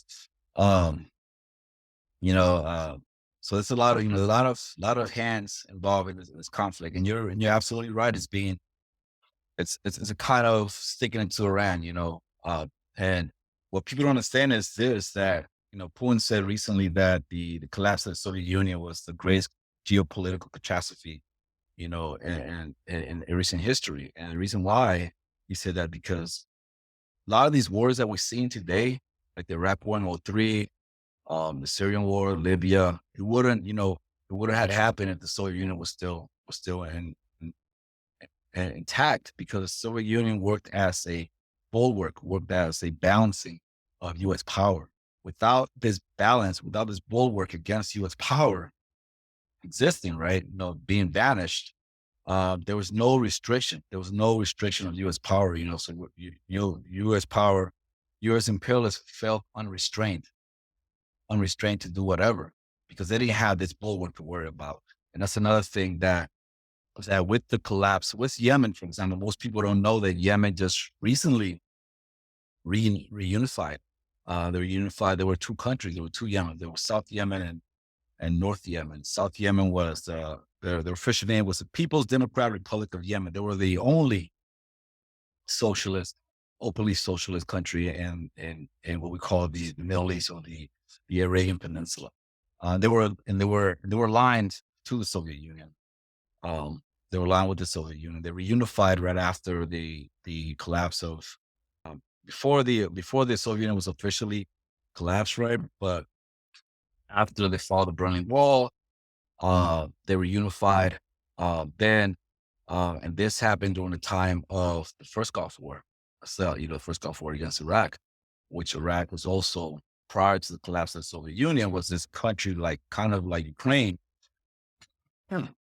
balancing both powers, to its advantage. They were balancing the Soviets, they were balancing the Americans, they were buying from the Americans, they were buying from the Soviets. Iraq served as a bulwark for the Arabian and Peninsula against, to put, as to check Iran. That's how it was perceived by Western allied, states in the Gulf and whatnot, to balance Iran. So they fought an 8-year war with each other. So with the collapse of the Soviet Union, now you have the unification of Yemen. You have the war against Iraq, which before was an ally, but suddenly became a pariah overnight. It became a pariah, became the most sanctioned country in the world at that point. Then fast forward to 2003, it was utterly destroyed by a Western invasion. Where, by the way, most Americans don't know that the Ukraine had third largest contingent of troops in the Iraq War in '03. They had about 5,000 to 7,000 troops in the Iraq War. Before the collapse of the Soviet Union, the only Arab state to have American troop presence was Egypt. the Sinai Peninsula. They had a presence of American troops there. They have an international force there actually. Uh, uh, After the collapse of the Soviet Union, pretty much every state in the Gulf has troop presence, American troop presence. Two largest, Qatar, for example, they just had a World Cup there, has the largest American Air Force base there. And Bahrain has the largest, naval base, in the Indian Ocean and whatnot, around that area.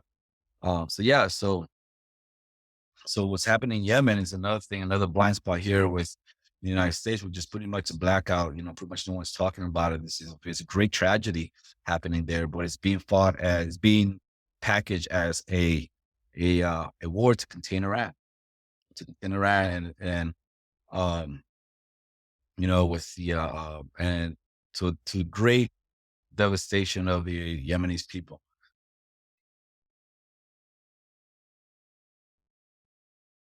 Yeah, it's one of those things that I look at and I think about my perception of things before I became anti-war, and that you wouldn't have thought that the United States would allow itself to do something this blatantly evil, you know? And it's wrong. I mean, it's ignorance on my own part in terms of understanding American history. Um, but it's just so unbelievable. It's just so we really get to the meat and potatoes of it. And like, children starving and for what? To make Iran look bad, to be a bulwark for Saudi Arabia to do what it wants to do. But these are the kind of choices that we see. These are the kind of meat and potatoes of American foreign policy, using proxy forces as to grind away at Russia and Ukraine. This is what we do. This is the remember listening to Noam Chomsky talk about the difference between discriminate and indiscriminate attacks in terms of reading about the Iraq War or Afghanistan and such, and that you know this is there's no explaining this away. There's no explaining away that 500,000 kids starved to death. There's no different than like what happened with Iraq sanctions in the 90s. And I've read things talking about that um that period, what was it, 91 through 2003, before the Iraq War began, that far more horrible things happened to Iraq in that period than if you were to look at the entirety of the Iraq War. And it was not that the Iraq War wasn't a horrifying thing. It was that so much happened in Iraq, no fly zones and all kinds of sanctions that we don't even actively talk about those kind of things. It's Giovanni, you've helped keep Cuba and Latin America in my mind very much, that that this is what the Cuban people have lived with since, what was it, 59 was when the blockade first started. It's just it's still unbelievable to me, and yet this is the reality that we're dealing with. Yeah, let's move on to Jake. Maybe some better news on this front. So again, this is like many of the topics we've discussed, it's not it doesn't start or end in 2022, but we're seeing a continued resurgence in the labor movement in the United States. Um so I used to be a shop steward and leader in my hotel that I worked at until basically basically until the pandemic, but I continued on as a leader until about this time last year. So I mean, I've always followed the labor movement pretty closely. And if you look back to um 2018, that's about when we really started to see kind of a resurgent labor movement, something that had been stagnant for, oh man, basically since the late 70s, basically through the entirety of the neoliberal economic turn. So in 2018, we saw, and another thing I just kind of want to highlight here is that when you really look at it, this resurgent labor movement, is really driven largely um, by women dominant or majority occupations as well. So I'll just say straight up, like this resurgent labor movement is being led by women by and large. But yeah, so 2018 and 19, you saw the most, basically 2018, you saw the most workers out on strike since I think it was like 1986 or 87, something like that. And then that number increased again in 2019. And these were led primarily by teachers and hotel workers. Um, and then through 20 and 21, we started seeing a lot of the quote unquote essential workers, those who were forced to work in dangerous working conditions, while basically I guess if you want to call it non-essential workers, were laid off, like myself, or a lot of the more professional jobs had retreated back into kind of work from home jobs, to whatever degree they could. So I mean, really, there, I think we all kind of saw Amazon workers and delivery people or whatever starting to stand up through 2020 and 2021. Um, this year we've seen, so basically 21 through this year, the end of this year, we saw the first um Starbucks store organized um and then I think by the end of this year it's approaching, so in 2021, late 2021, the first Starbucks store organized and won their union. And by the end of this year, I think, or this past year, I think we were sitting at about 300 stores. I know, um, you know, we've got a few unionized stores here in San Antonio even, and they've been on national strike. A couple of them have gone out on a couple national strikes. One of the strikes was a 1-day strike. Starbucks still retaliates against unionizing stores and workers, and refuses to come to the negotiating table, and in some cases refuses to even recognize the union. So they continued on with a 3-day strike just this past month in December. Um, and then we saw the railroad strike, and I guess Biden's just going to be our punching bag tonight. But um, so the railroad strike was extremely significant in that it's a very notable turn in the rhetoric of some of these more kind of long established kind of legacy unions a little bit, um, where, they the workers basically refused the tentative agreement made by the union, and it's actually several different unions that have to agree all at the same time, but the unions and their employers. And so the question was whether or not the railroad workers would go out on strike. And you really saw Biden and other Democrats basically turn their backs on the railroad workers. Uh, and I don't remember the exact quote. I kind of wish I did, but the statement was something along the lines of they had to supersede the union workers' will, because to go on strike would cause great economic damage to the economy, great damage to the economy.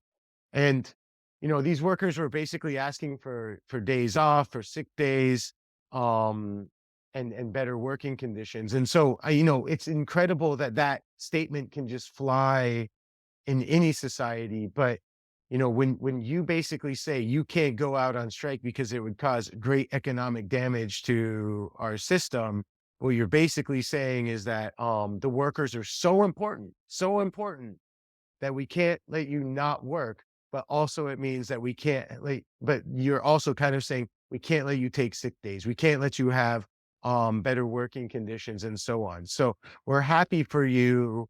Like, we're all about y'all driving our economy and basically making sure that our economy runs seamlessly, but you can't have rights. You can't have the wages you need. You can't have the time off that you need.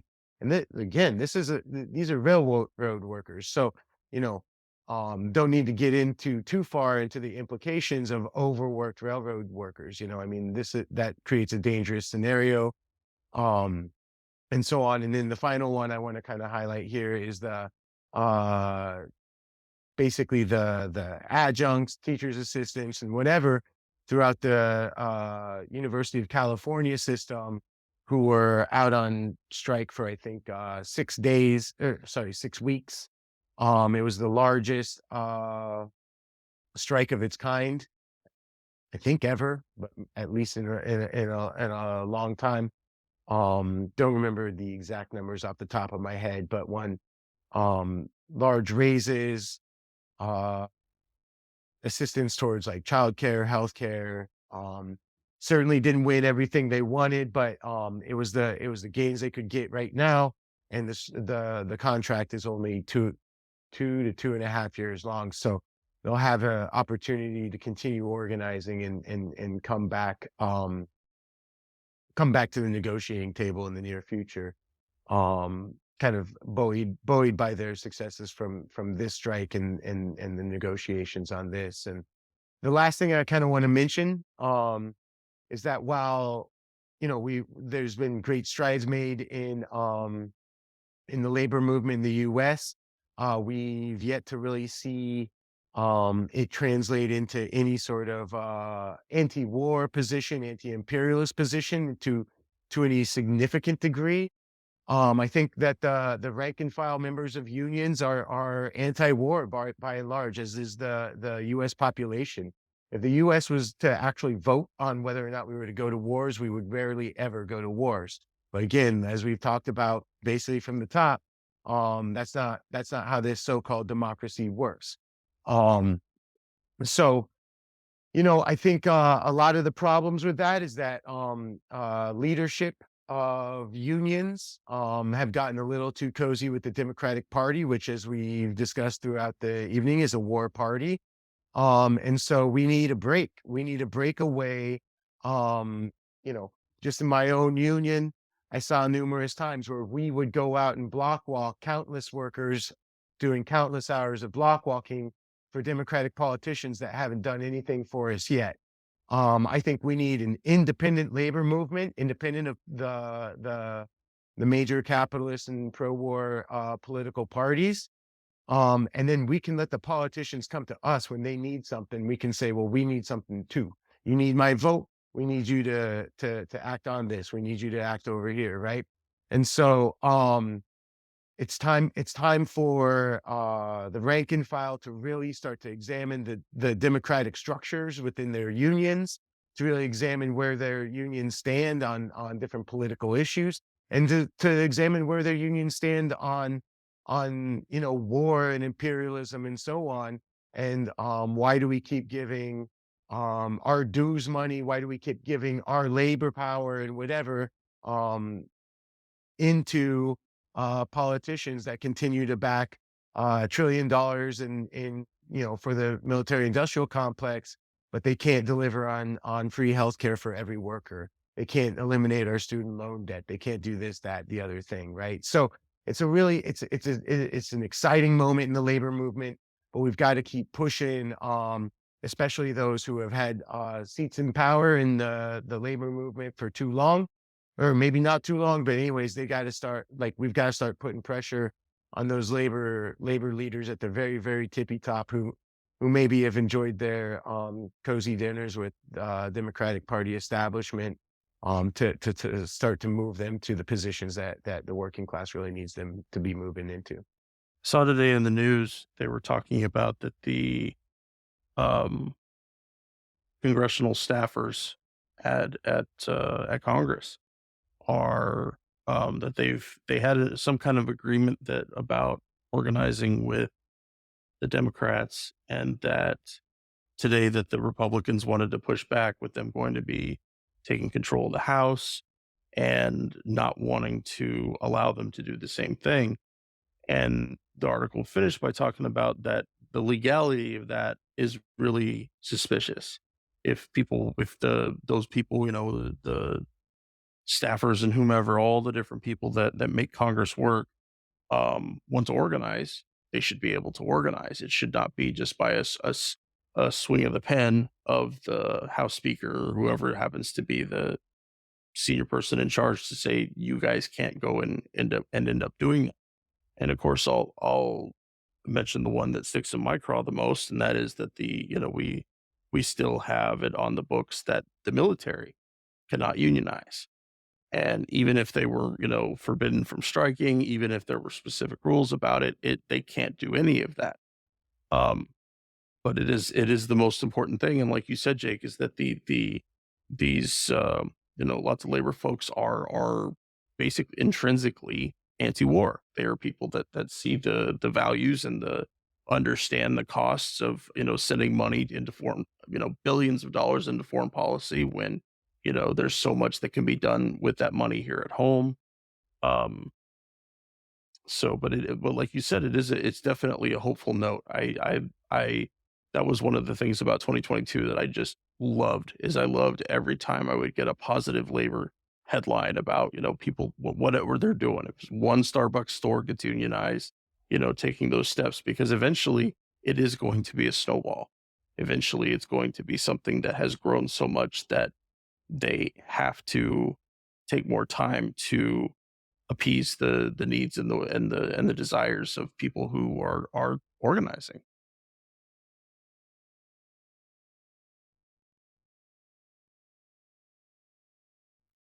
What one other thing, because you mentioned the military organizing, and this was fascinating, and I really don't know where it all went, but so Governor Abbott of Texas sent Texas National Guard member, like took the Texas National Guard to the border earlier this year, maybe even the end of 2021. Um, but this article I'm looking at from February 16th, 2022, hold on, is from the Army Times. Texas guardsmen on border start unionizing to combat difficult conditions. So I don't know the legalities and whatever of guardsmen, if it's just wildly different than regular Army and the reserves. But I love that story from earlier this year, and I really kind of got to examine what happened with that, because that, like, I read that a while ago, and I was like, this is amazing. This is cool as hell. Yeah, with stuff like that alongside some of the defend the guard legislation that has been coming around about governors not so easily giving over their troops over to whatever federal mission that comes along. And I think that's great. I'm not updated on it right now, but no, really, really great stuff. Jump in, man. Yeah. So I think we're pressing for time. And I think I want to mention something before we end the night, which is something that I'm actually very, actively watching and connecting the dots. In ways, it's a byproduct. It's a byproduct of this war in Ukraine. It's a byproduct of the war in Iraq. Actually, you can go that far back, and Libya and Syria. And I think you mentioned it earlier, Henry, which is the break of the old order. The break of the old order, right? And I want to specifically look at the global South in this, and particularly Latin America, and the back and forth that's been happening, with in the global South. Like I said, this can go as far as this is a byproduct of the current war, but it's obviously glimmers of it started to present itself back in the early 2000s. Particularly with the war in Iraq. When Bush pretty much um, you know, came out with his policy, either with us or against us, and in that particular war, particularly in South America, there are voices that say, no, we're against you, in this war, because it's, you don't fight terrorism with terrorism. And that's what Chavez said. That's why President Chavez of Venezuela, you don't fight terrorism with terrorism. And in a on a televised speech, particularly with the war, I think it was before the war in Iraq, televised, that was the war in Afghanistan, was a televised speech. President Chavez came out saying, we sympathize with, United States was attacked in 9/11, we sympathize, and this is uncalled for. This is a criminal act. It's a criminal act, that was done against the people of the United States, but you don't fight terrorism with terrorism. And then he started showing pictures of dead Afghan children and dead Afghan people with the bombings, with the U.S. bombings that happened shortly after the attacks of 9/11. And that got him in hot water. They actually got the U.S. ambassador in Venezuela, went to see him the next day, and pretty much told him that he needs to come back on TV and retract what he said. Told him that, he's the president of that country, and his ambassador, the United States, went over there and told him that he needs to come out in public and retract what you said. He said no. And that kind of started a chain event, because Chavez came power. Chavez became the first, open leftist government in Venezuela, socialist government in Venezuela, socialist president, self-declared socialist president of Venezuela. He broke, you mentioned Cuba earlier. He broke, in a way, the sanctions, or not the sanction per se, but he opened the way for other Latin American countries to open relations with Cuba, because up to that point, every country in Latin America, right, did not have relations with Cuba, minus Mexico. Mexico never broke relations with Cuba, but every other country in Latin America broke relations with Cuba because they were ordered to by the United States in 1960. And did so. Chavez broke that. So what I'm trying to get here, right? We're seeing it in the 2000s. We're seeing the global South nations, being more assertive.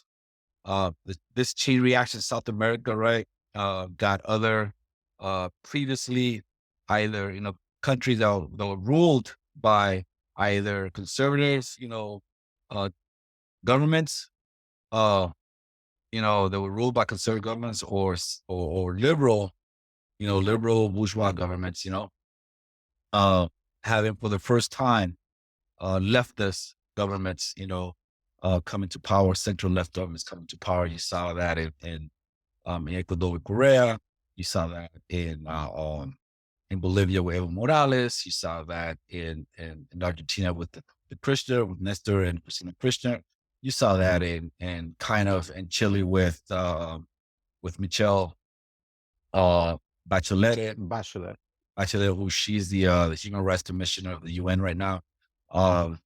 So you saw that in Nicaragua with the return of the Sandinistas.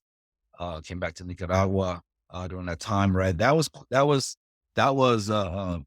in the United States, they called that the pink tide. It wasn't fully red, but they called it, they dubbed it the pink tide, which is something that in Latin America, it's not a current, people actually don't like that term. But here in the term in the US, we refer to the pink tide.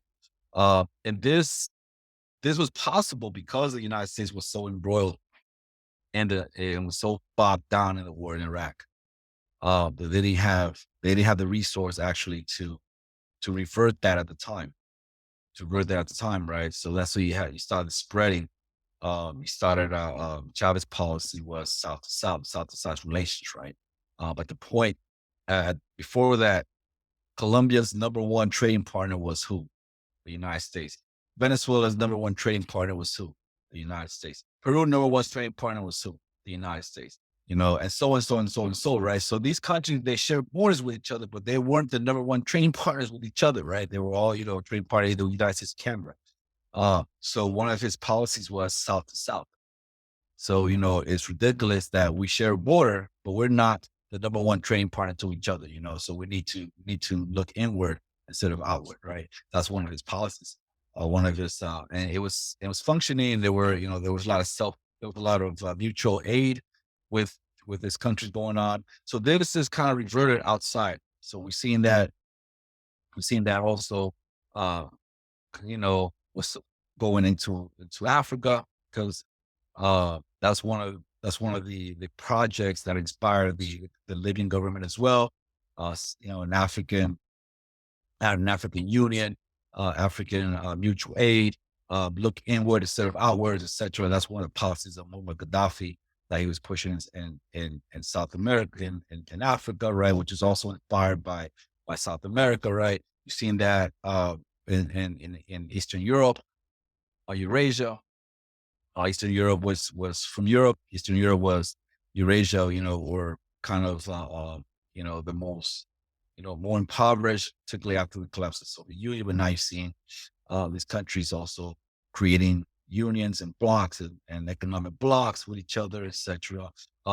They have Eastern Europe had what they call the Eurasian Economic Organization, which is something that the Iran just recently applied, and Iran was just admitted to.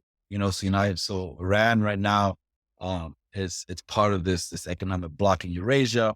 Also, you see in the Shanghai Cooperation Organization, which is a Chinese initiative, which is also having economic cooperations and economic, uh, you know, with these Eurasian countries plus Iran. So now you're seeing what you said earlier. You're seeing this shift going on, um, and it's truly a form of globalization, but at the same time, not the globalization that was peddled by the Clinton administration, which is globalization, but lose your sovereignty, right? Use your sovereignty and pump transfer your commodities to the center, to the core, which the core was, core is United States, Canada, and Western Europe. That's what globalization meant for the Clinton administration. That's what it was pushing after the collapse of the Soviet Union. Globalization and integrate all economies into a global form. But what was happening is these countries in the periphery was actually getting poor, and they were transferring their wealth, and they were transferring the commodities to the center, to the core. But what you're seeing right now is that they're breaking, and they're having economic relations with each other. That's what you're seeing, right? So you're seeing a truly globalization in that aspect, right? And most of these countries were former colonized countries, like in Africa, for example. Most of these countries in Africa are young countries. They've been politically independent since the 1960s or so, right? Same with Asia. India and Pakistan, they were British colony until 1948, so they're relatively new countries, right? Young countries, and now they're interconnecting with each other, and this interconnecting with each other, right? They're bypassing the West, the Atlantic Order, what they call the Atlantic Order, which is North America, and which is what Obama called it, the rules-based order. you know, so they're bypassing that and having economic relations with each other with this, and it ties in with the Ukraine conflict, because when Biden wanted to use what they call it, wanted to go nuclear on sanctions on Russia to destroy its economy, starve its people, into submission, and just defeat the Russians that way, right? Only 11% of the world population actually went along. 88% of the world population, 80% of the world population did not. 80% of the world population continues to do business with Russia, right? Russia is not isolated, right? Particularly, you mentioned earlier, Saudi Arabia refused to increase their output in gas and oil. India, which was an economic partner, or is an economic partner of the United States, that refused to sanction Russia, right? So you're seeing this, right? So going back to South America, to Latin America, you're seeing a reaction. You're seeing a reaction because what we're talking about is that under Bush, this economic this reality, this political, economic reality was happening in South America. This assertiveness of South America, this independence, this unification, this what they call Patria Grande, right? What's happening under the leadership of like I mentioned earlier, Chavez, Fidel, the Kirchners, Correa, all these people, right? Morales. So when Obama came into power, we saw a reaction. We saw the force of reaction, right? The force of reaction, which under the Obama administration, by pulling out of Iraq, concentrating its forces, pivoting to Asia, but not only concentrating, pivoting to Asia, also Obama, started the process of colonizing Africa. So Obama sent 5,000 troops to Africa. Currently, I think there's like 20,000. There's like 20 permanent American bases in the African continent, right? Currently, not only that, also rolling back this left wing bent of Latin America and putting back conservative governments in power. You saw that in Ecuador. You saw that in Brazil with the Bolsonaros, which Bolsonaro came under Trump, but The Honduran coup. coup in in Haiti. The coup in Haiti started under Bush, but after the coup in Haiti, right, Haiti was came under UN militarization. They're under UN occupation and they're currently occupying the UN mandate to this day. And we saw also this uprising in Haiti, which was a blackout in the United States media this year after the president, utterly corrupt president last year was assassinated by a competing family. It's a succeeding family, and the president today was linked, is said to be tied into the assassination of last year's, Joel, what's his name? President Moise. Moise. Yeah. Yeah. So the president today is said to be tied with the murder of last year's president. But you saw an uprising going on. And he was calling for an intervention, U.S. intervention. You saw people on the street saying no intervention, no intervention, and all foreign soldiers to leave the country. That's what they were saying. People in Haiti. You saw blackout here in the United States. We saw the coup also, and you saw 2 coups this year as well. This December, and in South America, also part of the reaction. Because what's happening now under Obama, Venezuela was sanctioned. Cuba was, they had the thaw in Cuba. Venezuela was sanctioned. Trump came in, severely sanctioned Venezuela, severely rolled back the thawing of Cuba with the United States, rolled it back and started sanctioning Cuba, sanctioning Nicaragua. But now you're seeing a resurgence of that left with Lula coming back to power. He was inaugurated today, came back to power. And the reaction to that, you're seeing coups at the same time going in Peru. December, the Peruvian president, which was ousted by a right-wing coalition, by Fujimoristas and whatnot, and he's actually currently in jail right now. And we know now that the embassy the American embassy in Peru gave the green light. Actually, ambassador in Peru, the American ambassador in Peru was a former CIA agent, and right before the coup happened in Ecuador, the coup plotters met in the U.S. embassy, met with the U.S. embassy before they went ahead and ousted President Castillo. So we've seen that. We've seen also the coup in Argentina also as a reaction, and this was mostly this was interesting because it was a coup not against the president, but a coup against the vice president. It was mostly meant to keep Cristina out of power. She being the most popular politician in Argentina. So we saw that pretty much the same way with Castillo. But right now the hope is Lula. Right now the hope is Lula for a lot of people in the global south. Lula, has called out, for negotiation in the war in Ukraine. Lula is calling out, for the be common currency in South America, so that South American countries will be less dependent on the dollars. So we're seeing right now this shift in global power, which many are calling multipolarity, happening right before our eyes. So this can go both ways. This can go either terribly violence, by reaction, or this could be a beautiful thing, with global South finally, um, you know, getting rid of the shackles of colonialism of 19th, 20th century colonialism. Yeah. I mean, there's so much there, they were just talking about, but you know, the coup in Peru, and then the coup keeping Christina Kirchner from power, those are definite setbacks. Um,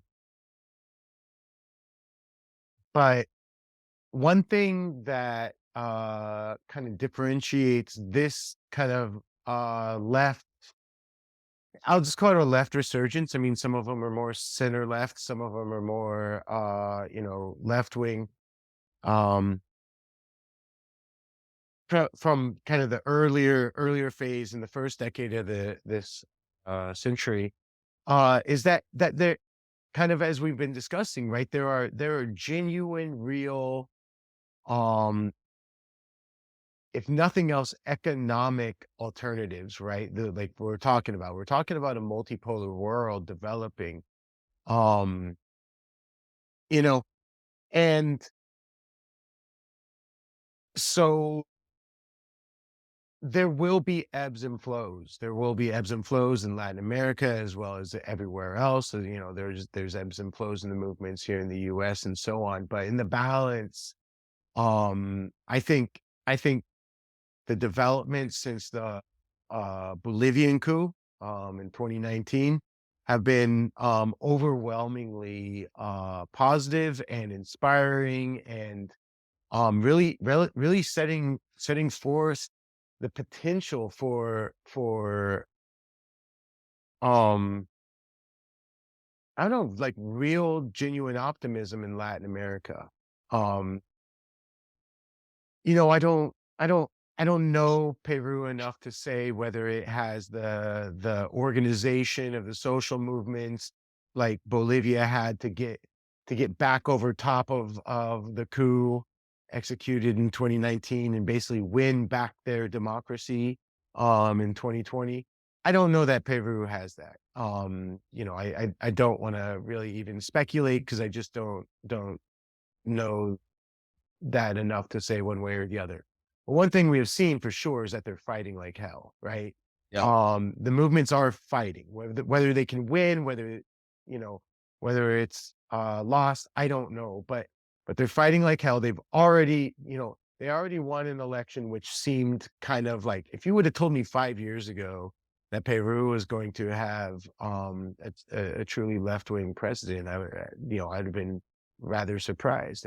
And quite frankly, just this year we were all surprised. Like nobody who isn't the closest observer of Peru even knew who Pedro Castillo was, say 2 years ago, right? Exactly. He was a labor leader. He led rural teachers on a strike. That's who this guy was, right? So don't get caught up in the Western media's BS, basically saying he's some sort of dictator or whatever. Like, it's truly absurd, some sort of idea where um this rural teacher labor leader could be a dictator. To be a dictator, you have to have control over the military, over the police, and whatever. So just don't buy into that hype.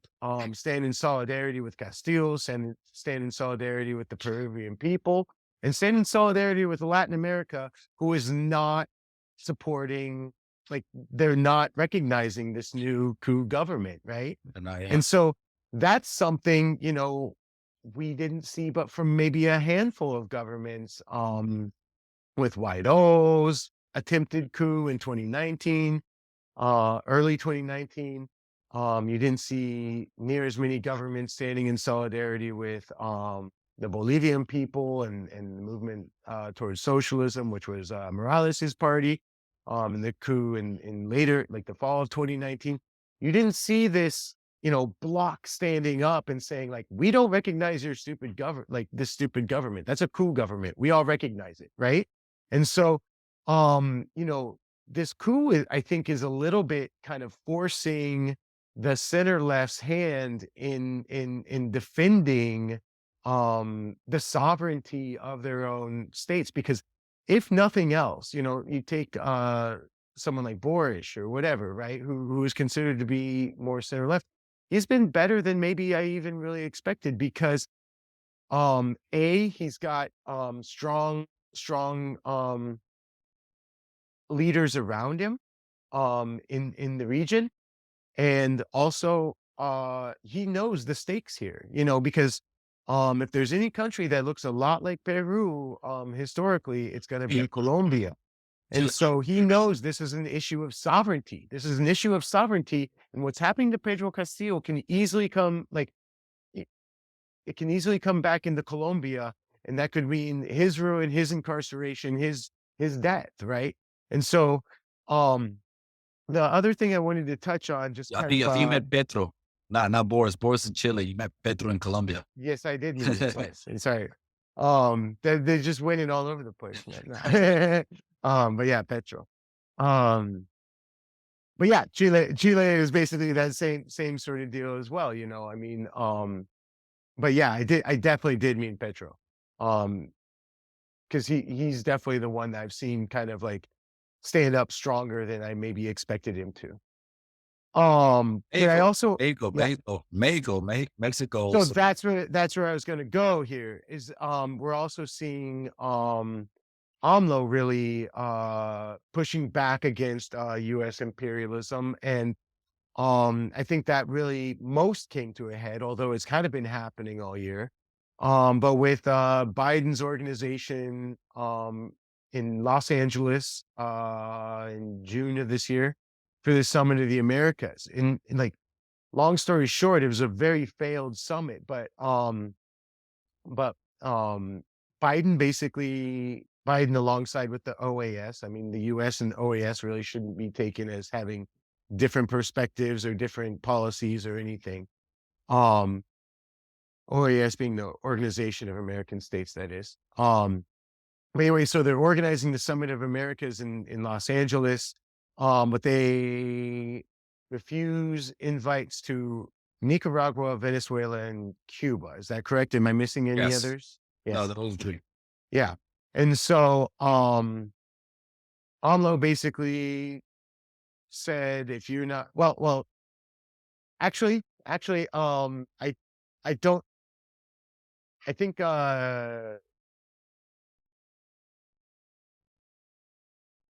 Nicaragua said that they just weren't going to go. And then like basically Washington was like, well, you're not invited. So, but anyways, that's kind of, whatever, who cares? But then, Because they started with not inviting Cuba. yes, Started with not inviting Cuba and inviting Guaido instead of Nicolás Maduro. right. And Venezuela. Yeah. And then Ortega says, well, if that's how it's going to be, then I'm not going. And then basically they're like, well, yeah, we weren't inviting you anyways. So then AMLO basically says, well, if it's not, if this is how you're treating the Summit of the Americas, this isn't a true Summit of the Americas. This is basically a summit of your friends or who you think you have control over, basically. And so he says, I'm not going until they're invited. So it became something of a standoff. And then AMLO's, I don't know, I'll just call it a boycott. I don't know what else to call it really. But AMLO's boycott kind of gained steam in other places, especially in the Caribbean. But it really basically you started seeing even if countries did attend, they weren't sending their heads of state as is customary. They were sending, this or that ambassador or Several Caribbean countries also. Exactly. The Caribbean was the one that really like kind of Yeah. followed through with the boycott more Yeah, than like elsewhere. But yeah, like Barbados and others. They St. also, Vincent, I think. yeah, I don't remember Grenadine, yeah, they exactly. also say that they're not going either. And I'm just so, saying, but like we're seeing, just hold on one second. So at that same time, there's and every time that one of these Summit of the Americas is held, there's a counter summit called, at least this time it was called the People's Summit for Democracy. Um, and like really objectively speaking, not even just saying it was better or whatever, but it was more successful than the Summit of the Americas itself. It was better attended. It joined several different movements of labor, anti-imperialism, immigrant rights, housing rights, Black Lives Matter organizations. Just, I mean, the list of supporting orgs is incredible. Um, and so that, really the People's Summit for Democracy became the true People's Summit of the Americas, if you yes, will, and so, you know, there really was a moment of egg on the face of not just Biden, but the US as the global imperialist hegemon. And then, where we're at now, um what can't really like say exactly where the Americas will go over time or whatever. But certainly I think Latin America is positioned in a way right now to exercise and express and follow their own self-determination and sovereignty not only that, in ways we inspire haven't seen others. in a long time. What's that? Inspire others, inspire pretty much the global South. Uh, Precisely I right. mean, Go we're ahead. seeing, like they say, we're seeing in Africa, for example, the continent of Africa, Mali, long time, Yes. former French colony, and a long time since US puppet as well. since independence, they've been pretty much a French what do you call that? Just just a Like French, neo-colony yeah, or neo colony, a French neo colony. Uh, this year or 2022, they sent the French home. I say, they sent the French sent, Macron went there, tried to warn them about the Chinese forgot about that. and the Russians, and they just sent them home. They say, you got to go home, go home, and they sent the French packing, and they started a new relationship with Russia, and they started a new relationship with China. Zelensky, he's moving around trying to get money, got to try and get support. He tried to organize last year also like an African summit, for example. Uh, no one showed. No one showed up. No one showed up. Yeah. No one showed up. I think with a handful of the faithful, useful faithful, like 3 countries or whatever. But for the most part, Africa is not playing that role. We're not going to vote, your way. You haven't, you've been using us and abusing us, for the last 6 years, and we're not playing that no more. You've seen the BRICS, the BRICS Exactly. I was gonna mention the break. economic bloc, which BRICS stands for Brazil, Russia, India, China, and South Africa. This was also developed around, the Bush era. They, they have countries, lining up to apply for membership now. Yep. Saudi Arabia is applying for membership, Iran is applying for membership, and several other countries are applying for membership. I think Argentina is also applying Yes. for membership as well. So you having a true globalization now where South America is aligning with Africa and aligning with Asia, Eurasia. You seeing all this connectivity, and then the answer of the global core, the Atlantic powers is deglobalization. They were the one pushing for globalization. Now they're pushing for deglobalization. Um, Yeah. Sanction Iran, sanction Venezuela, sanction Cuba, sanction Russia, sanction North Korea, sanction Sanction China. sanction China, sanction everyone. We're just gonna Yeah. sanction everyone, right? And then since the 70s, since the end of the first Second World War, the dollar became the fiat currency of the world. That's what that means is that the countries when they did business with each other, they used the dollar. The dollar was considered the most stable currency. So that's what all countries were using the dollar to make international commerce, right?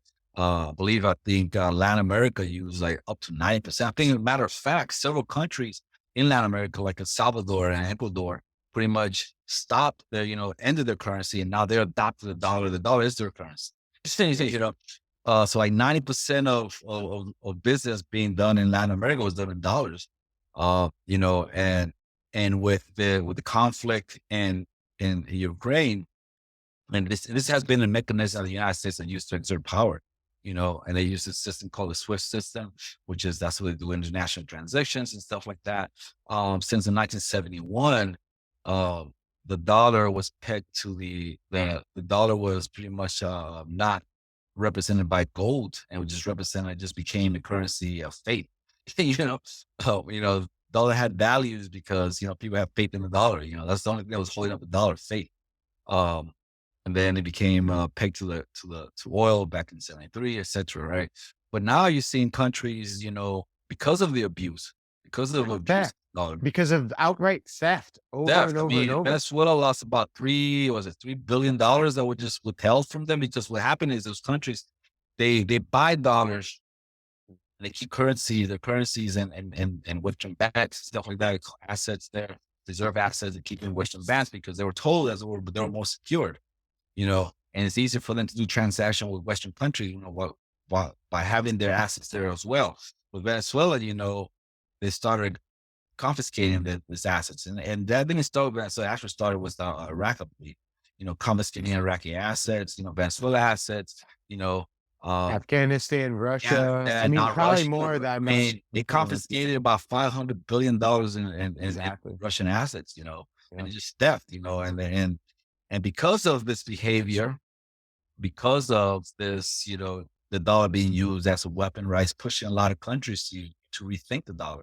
Maybe we need to start doing, using other currency. Like you said, Russia and, Russia and China, now they started doing business with their own And the currency. yuan. Yeah. And Iran and India. India's using the ruble business with Russia. Not the ruble, what it called, the ruble is Russian. I forgot their currency, Indian currency.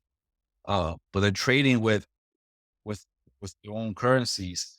Like I said, Lula is proposing a common currency in South America, where South American countries, and that's not something that Lula came up with. That's something, another Chavez came up with that project as well.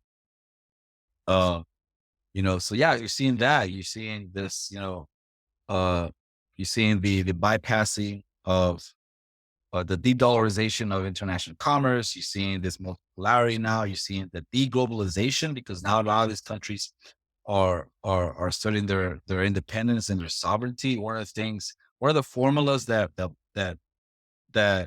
Clinton era pushed for in globalization is that the reduction of state sovereignty.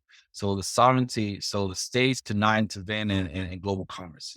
That's one of the things that was happening with globalization, is that the state wasn't able to intervene with global commerce, and then capital was, and we're not able to intervene with the flow of capital. So capital can go in and out country.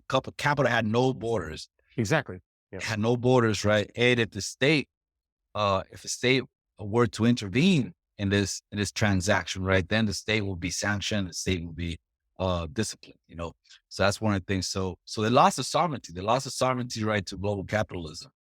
And now we're seeing a reduction of that, of going back to sovereignty, going back to this countries having sovereignty, which is, for depend how this goes this year and the next couple of years, it came to be very truly liberating for a lot of people in the global south.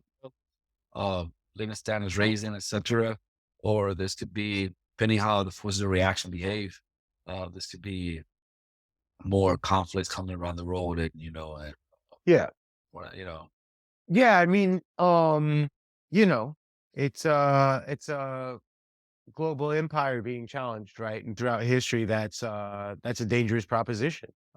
Because empires don't just merely give up their power without basically lashing back out, right? I mean, I assume we gotta kind of close out here pretty soon, but I mean, I do think that's something that folks should keep in mind is like we have a role here in the U.S. to